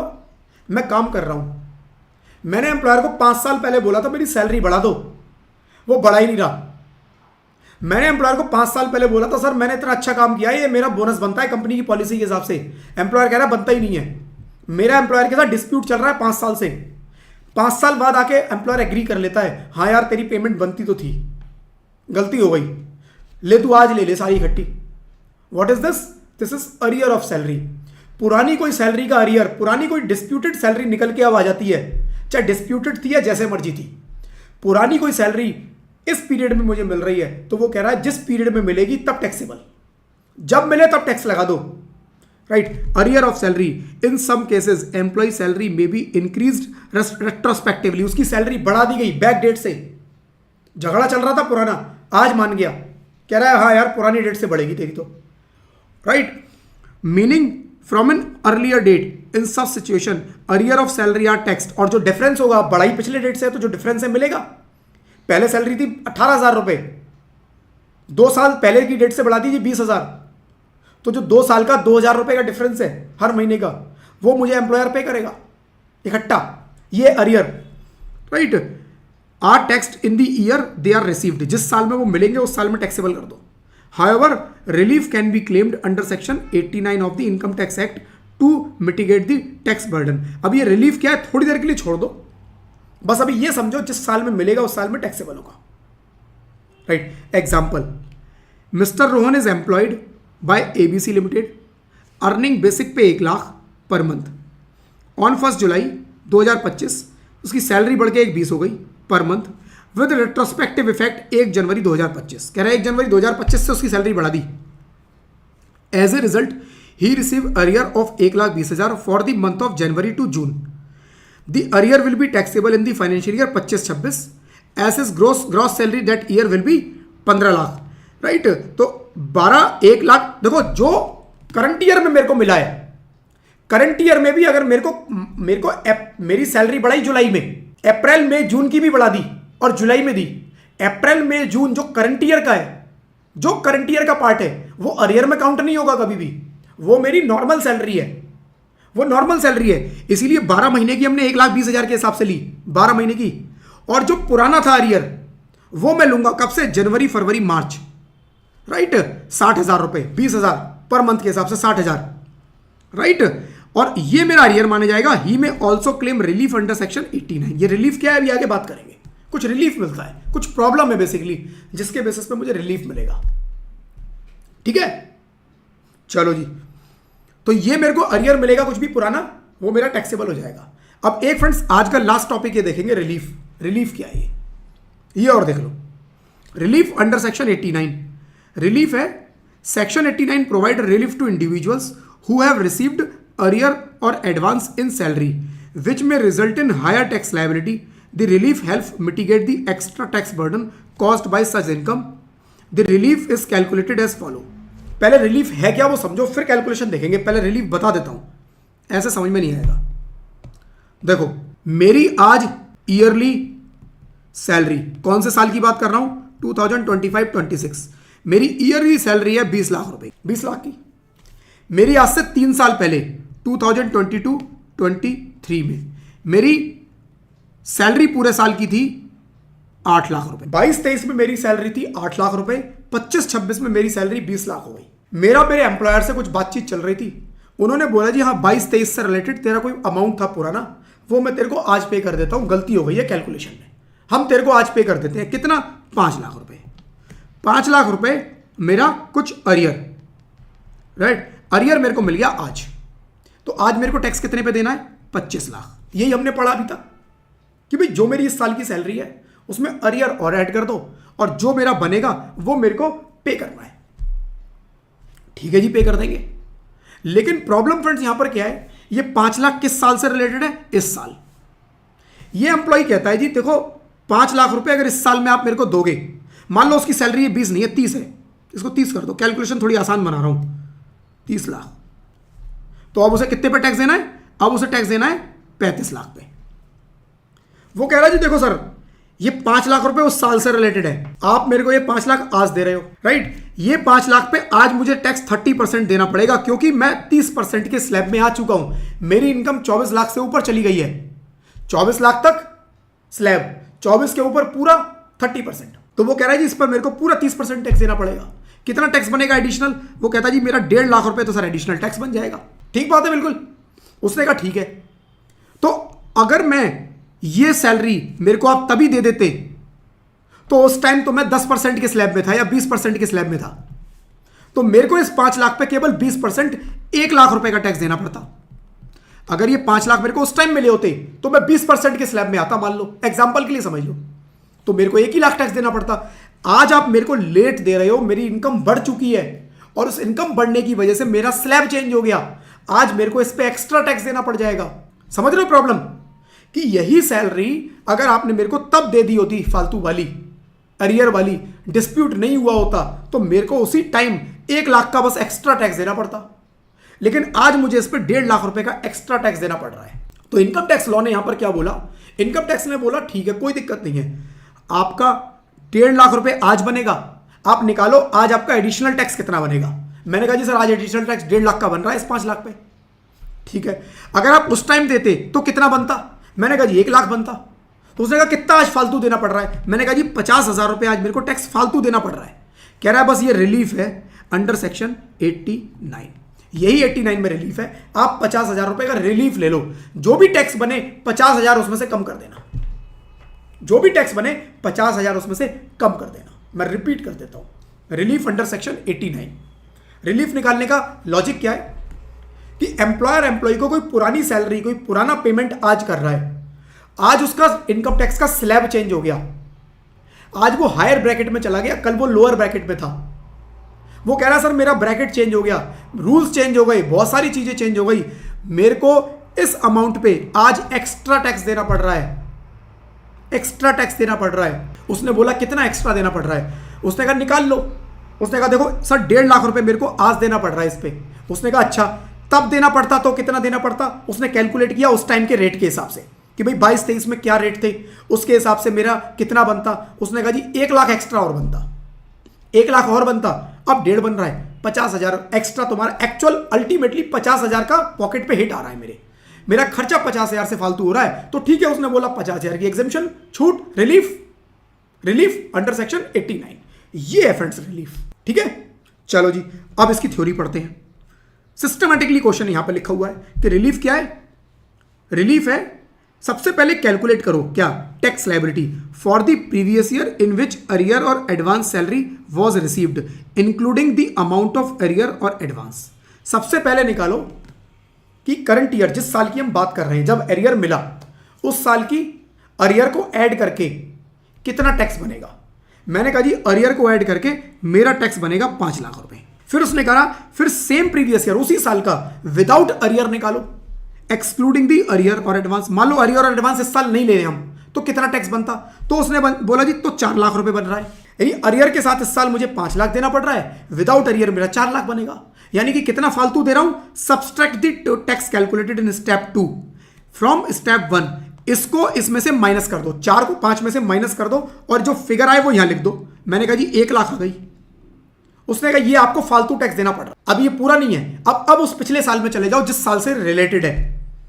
Calculate the tax liability for the year to which arrear और एडवांस रिलेट्स। जिस साल से अरियर एडवांसेस है including the arrear of advance amount.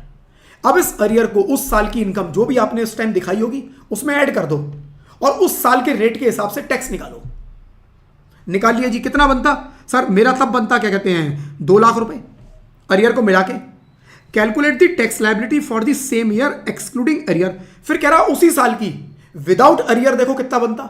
Without arrear sir मेरा बनता, विदाउट अरियर मान लो मेरा बनता है 1.8 लाख, अरियर के साथ 2 लाख, विदाउट अरियर 1.8 लाख। तो उसने कहा इन दोनों का डिफरेंस निकाल लो, subtract the tax calculated in step 5 from step 4। ये the difference represents the tax that would have been paid had the arrear और advance been received in the year it relates. जिस साल से अरियर रिलेट करते हैं इतना amount आपको 20,000 रुपए का एक्स्ट्रा टैक्स देना पड़ता उस टाइम पर। अगर अरियर मिल जाते, अरियर अगर उस टाइम मिल जाते तो इतना मेरे को एक्स्ट्रा देना पड़ता। यानी अरियर इस साल में मिले तो 1 लाख एक्स्ट्रा देना पड़ा, लेकिन अरियर उस टाइम मिल जाते तो मेरे को 20,000 का एक्स्ट्रा टैक्स देना पड़ता। तो वो कह रहा है subtract the tax difference from step 6। Step 6 कौन सा है, स्टेप 6 ये वाला, ये जो 20,000 फ्रॉम दी स्टेप 3। स्टेप 3 कौन सा, ये 1 लाख वाला। The result is the relief amount you can claim under section 89। कि उस टाइम आज आपको 1 लाख एक्स्ट्रा देना पड़ रहा है, उस टाइम 20,000 एक्स्ट्रा देना पड़ता, यानी 80,000 अल्टीमेटली आपको इस साल में एक्स्ट्रा देना पड़ रहा है टाइम चेंज होने की वजह से। तो उसने कहा जी ये जो 80,000 है ये रिलीफ है सेक्शन 89 का। बस ये कैलकुलेशन है राइट। ये भी देख लो friends. Rohan is employed by alpha Limited for the previous year 2021। Taxable salary 7.5 lakh. 2021 की उस टाइम 7.5 लाख रही थी और कोई इनकम थी नहीं। 7.5 लाख पे उसका टैक्स जो था वो 65,000 रुपये उसने पे किया है उस टाइम पर 2021 में। अब 25-26 में क्या हुआ, 25-26 में उसकी सैलरी 25 लाख हो गई और इसके अलावा 1 दिसंबर 25 को उसको रिसीव किया हुआ है 2 लाख रुपए बोनस भी रिसीव हो गया। कुछ 20-21 इस साल का कुछ बोनस 2 लाख रुपए का इस साल में रिसीव हुआ है right. This amount was not tax in the previous year 2021 में इस 2 लाख पे कोई टैक्स लगा ही नहीं था, अब लगाना पड़ेगा, अरियर है। As there was dispute with the management about calculation of bonus. अब फाइनल हो गया। Calculate the tax liability 25-26। Tax rate दे रखे हैं 20-21 के। कह रहा है उस टाइम पर 2.5 लाख तक कोई टैक्स नहीं लगता था, 2.5 लाख से लेकर 5 लाख तक 5%, 5 के ऊपर 10 लाख तक 20% और 10 के ऊपर जितनी भी होगी उस पर 30%। ये टैक्स के रेट उस टाइम के थे, क्वेश्चन में दिए होंगे। आपसे एक्सपेक्टेड नहीं है कि आपको पुराने रेट याद हो। अगर इस तरह का क्वेश्चन आया तो उस पुराने साल के टैक्स रेट आपको क्वेश्चन में दिए होंगे, ठीक है। हाँ, इस साल के आपको याद होने चाहिए, अपने ईयर के आपको याद होने चाहिए। चलो जी अब कैलकुलेशन कर लो प्रीवियस ईयर 2021 और 24-25। देखो फॉर्मेट कोई भी हो कैलकुलेशन का, कैलकुलेशन आप अपने हिसाब से किसी भी फॉर्मेट में कर सकते हो। जैसे यहां पर मैंने एक फॉर्मेट लिया है कि taxable amount without bonus. Taxable amount without bonus, पहले विदाउट बोनस करो तो उस टाइम 7.5 लाख थी, इस बार 25 लाख है। उस टाइम टैक्स बना होगा स्लैब के हिसाब से, जो ये स्लैब दिए हैं 62,500 और अब आज के स्लैब के हिसाब से 33। 4% HEC जोड़ा, 4% HEC जोड़ा, ये 65,000 और क्वेश्चन में भी फिगर दे रखी है एक्चुअली ये 65,000 कि उसने 7.5 लाख पे 65,000 रुपए का टैक्स पे किया है, जो कि बिल्कुल ठीक कैलकुलेशन है, राइट। और ये 343। अब विद बोनस कर दो। मान लो बोनस इसी साल में मिला होता तो कितना टैक्स बनता, तो उसने कहा विद बोनस टैक्सेबल अमाउंट होगा 7.5 प्लस 2 लाख 9.5 लाख, और अगर इस साल में है तो 25 प्लस 2 27, 9.5 पे भी टैक्स निकालो 27 पे भी निकालो, तो रेट लगाए अपने अपने साल के, सेस ऐड किया, ये टैक्स आ गया, राइट। तो एडिशनल टैक्स कितना कह रहा है, अगर उस साल में दिया होता तो 65 माइनस 16 माइनस 65 41,600 बनता। अगर 20-21 में ही हिसाब किताब हो गया होता तो 41,600 बनता, लेकिन हिसाब किताब आज हो रहा है तो 45 माइनस 3 43, 62,400 एक्स्ट्रा देना पड़ रहा है। एक्स्ट्रा देना था 41,600, देना पड़ रहा है 62,400, यानी 62,400 माइनस 41,600, 20,800 जो है ये मेरा रिलीफ है अंडर सेक्शन 18। ये मेरे को टैक्स में छूट मिलेगी इस साल। अब टैक्स की कैलकुलेशन कैसे होगी, इस साल की इनकम 25 लाख, बोनस जोड़ोगे 2 लाख 27 लाख, 27 लाख पे टैक्स की कैलकुलेशन करो, 390 टैक्स, राइट। उसमें HEC जोड़ा मैंने 4%, राइट, और उसके बाद 4,5,600 का मेरा टैक्स आ गया, और 89 में मेरे को रिलीफ कितना मिल रहा है 20,800, तो 20,800 का रिलीफ भी ऐड कर दिया, टोटल लेस कर दिया, टैक्स लायबिलिटी बनेगी मेरी 384,800 की। ये मेरे को टैक्स गवर्नमेंट को पे करना है। ये क्वेश्चन फ्रेंड्स अपने आप सॉल्व करके देखना, मैं तो यहां पर पढ़ देता हूं, एग्जाम में आपको सॉल्व करना है, तो इसको सॉल्व करना है आपको एग्जाम के अंदर, राइट। अपनी प्रैक्टिस करनी है घर पे भी क्लास के बाद, अदरवाइज बात नहीं बनेगी, ठीक है। एक पॉइंट और करवा दूं, व्हेन सैलरी इज ड्यू, एक सेकंड रुको, इसके बाद क्या है, हाँ ये पॉइंट और कर लेते हैं, छोटा सा है बस, फिर उसके बाद अगली क्लास से ना परक्यूजिट शुरू करेंगे, इंपॉर्टेंट है और वहीं से शुरू करेंगे, फोकस अपना परक्यूजिट पर रखेंगे। व्हेन सैलरी इज ड्यू, भाई सैलरी ड्यू कब होती है, सैलरी ड्यू होती है जितना जो एम्प्लॉयमेंट में लिखा हुआ है, जो लेटर में लिखा हुआ है, मेरे एम्प्लॉयर एम्प्लॉय का एक कॉन्ट्रैक्ट साइन होता है कि तुम मेरे लिए काम करोगे, तुम किसी और के लिए काम नहीं करोगे, तुम्हारी ये वर्किंग टाइम्स होंगे, तुम्हारी ये प्रोफाइल होगी, सब लिखा होता है। उसमें ये भी लिखा होता है तुम्हारी सैलरी कब ड्यू होगी, हम तुम्हें सैलरी कब पे करेंगे, सब लिखा होता है।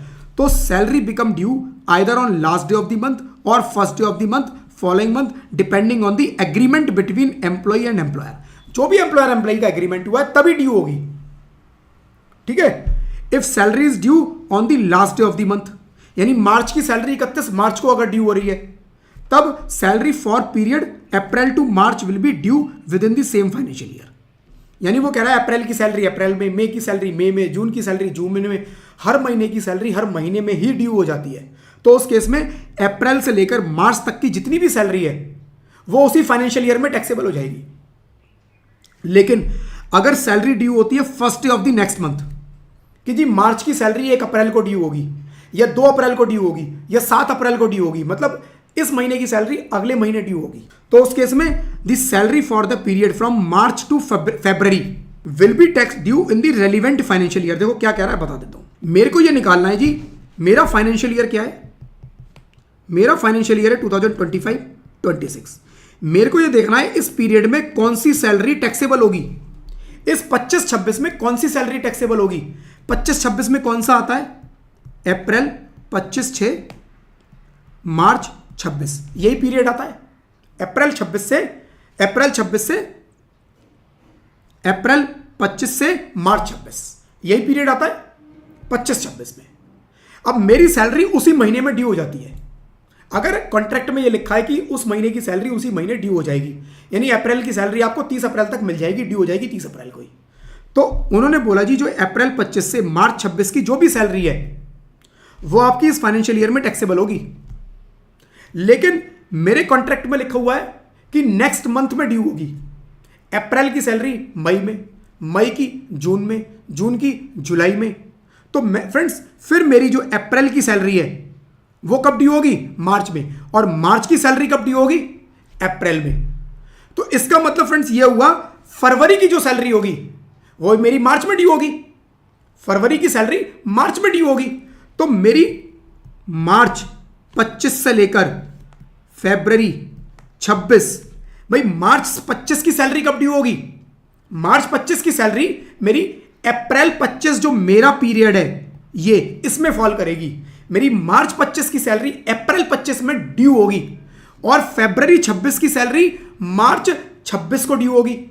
तो उस केस में फ्रेंड्स मुझे मार्च 25 से फरवरी 26 तक की सैलरी कंसीडर करनी है अपने इस पीरियड के लिए, क्योंकि मार्च 25 से फरवरी 26 की जो सैलरी है वो ड्यू कब हो रही है, वो इस पीरियड में ड्यू हो रही है।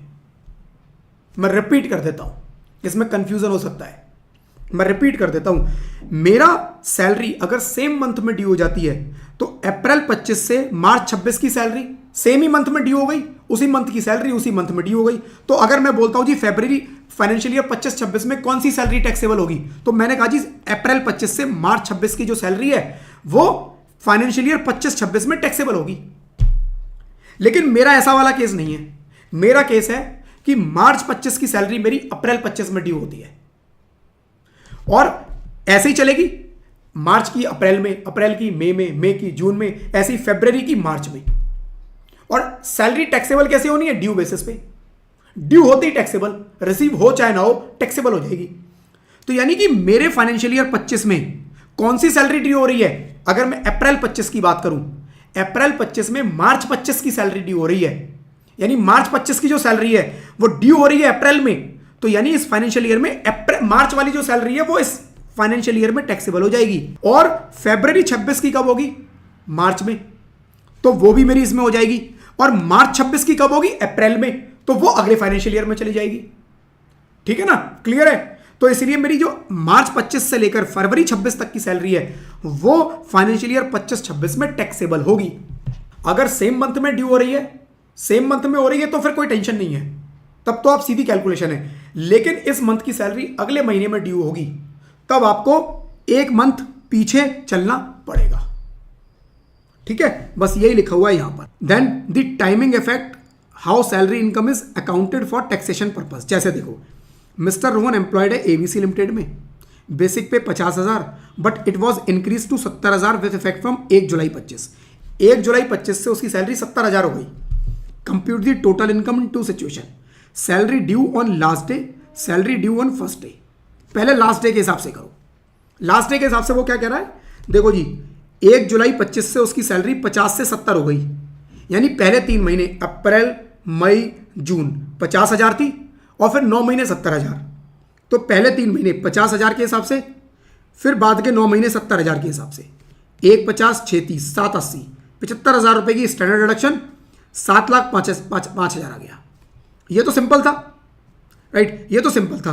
अब second point, salary is due on first of next month. यानी कि फ्रेंड्स अब इसमें मुझे क्या देखना पड़ेगा, मेरी देखो, मेरी मार्च की सैलरी कितनी थी, मार्च 25 की सैलरी, मेरी मार्च 25 की सैलरी थी 50,000, जो कि कब हुई होगी, अप्रैल में।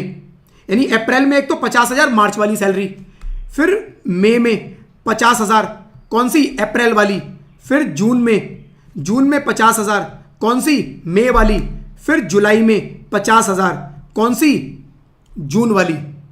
तो ये 50,000 इंटू 4 करना पड़ेगा मुझे, क्योंकि मेरी सैलरी जो जुलाई से बढ़ी है वो मेरे को एक्चुअली अगस्त से मिलनी है, ड्यू अगस्त में होनी है। तो यानी 4 महीने मेरी 50,000 के हिसाब से और 8 महीने मेरी 70,000 के हिसाब से, क्योंकि मेरा ड्यू चेंज हो गया, टाइमिंग चेंज हो गया, राइट। ये कैलकुलेशन में फर्क आ जाएगा, 50,000 के हिसाब से 4 महीने के, 70,000 के हिसाब से 8 महीने के, क्योंकि एक महीना आगे बढ़ गया, राइट। 7,60,000 रुपए ग्रॉस सैलरी, 75, राइट, इसमें 75,000 रुपए की स्टैंडर्ड डिडक्शन, इनकम 685 टैक्सेबल हो जाएगी। यानी उसी महीने में ड्यू हो रही थी तो 7,5 पे टैक्स लग रहा है, अगले महीने में ड्यू हो रही है 685।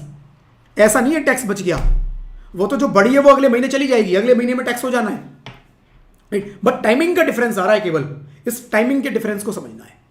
ठीक है, विद दिस फ्रेंड्स आज की क्लास को यहीं पर क्लोज करेंगे। आई होप क्लासेस आप लोगों को पसंद आ रही होंगी। अगर पसंद आ रही है तो प्लीज इस वीडियो को लाइक कर देना, चैनल को सब्सक्राइब कर देना, नोटिफिकेशन बेल पे क्लिक भी करना, सो दैट फ्यूचर के जो और वीडियोस आएंगे, फ्यूचर की और जो क्लासेस आएंगी या जो रिवीजन क्लासेस मैं भी कंडक्ट करने का प्लान कर रहा हूं इन क्लासेस के बाद, उनके नोटिफिकेशन आप लोगों तक सबसे पहले पहुंचे।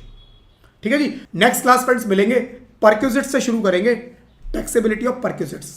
इंपॉर्टेंट है काफी, बट कुछ ऐसा खास है नहीं, इजी कैलकुलेशन है बिल्कुल, राइट। जो कॉम्प्लेक्स था थोड़ा बहुत वो निकल चुका है, कॉम्प्लेक्स तो वो भी नहीं था, वो कैलकुलेशंस हैं केवल नॉर्मल, केवल आपको याद रखना है। देखो वो प्रोविजंस जो बताए ना उनको याद कर लेना, थोड़ा वो भूल जाते हैं हम लोग कि कब किस केस में कितना सैलरी की डेफिनेशन। लास्ट में फ्रेंड्स मैंने कुछ एक चार्ट भी बनाया हुआ है जहां पर मैंने बताया है अलग अलग जगह पर सैलरी का मीनिंग क्या है, सो डेट एक जगह आप देख के उसको इजीली याद कर पाओ, आपको लर्न करने में आसानी रहेगी। ठीक है, बट अभी पहले पूरा डिटेल में करना है, लास्ट में वो chart. Thank you friends, thank you, bye bye.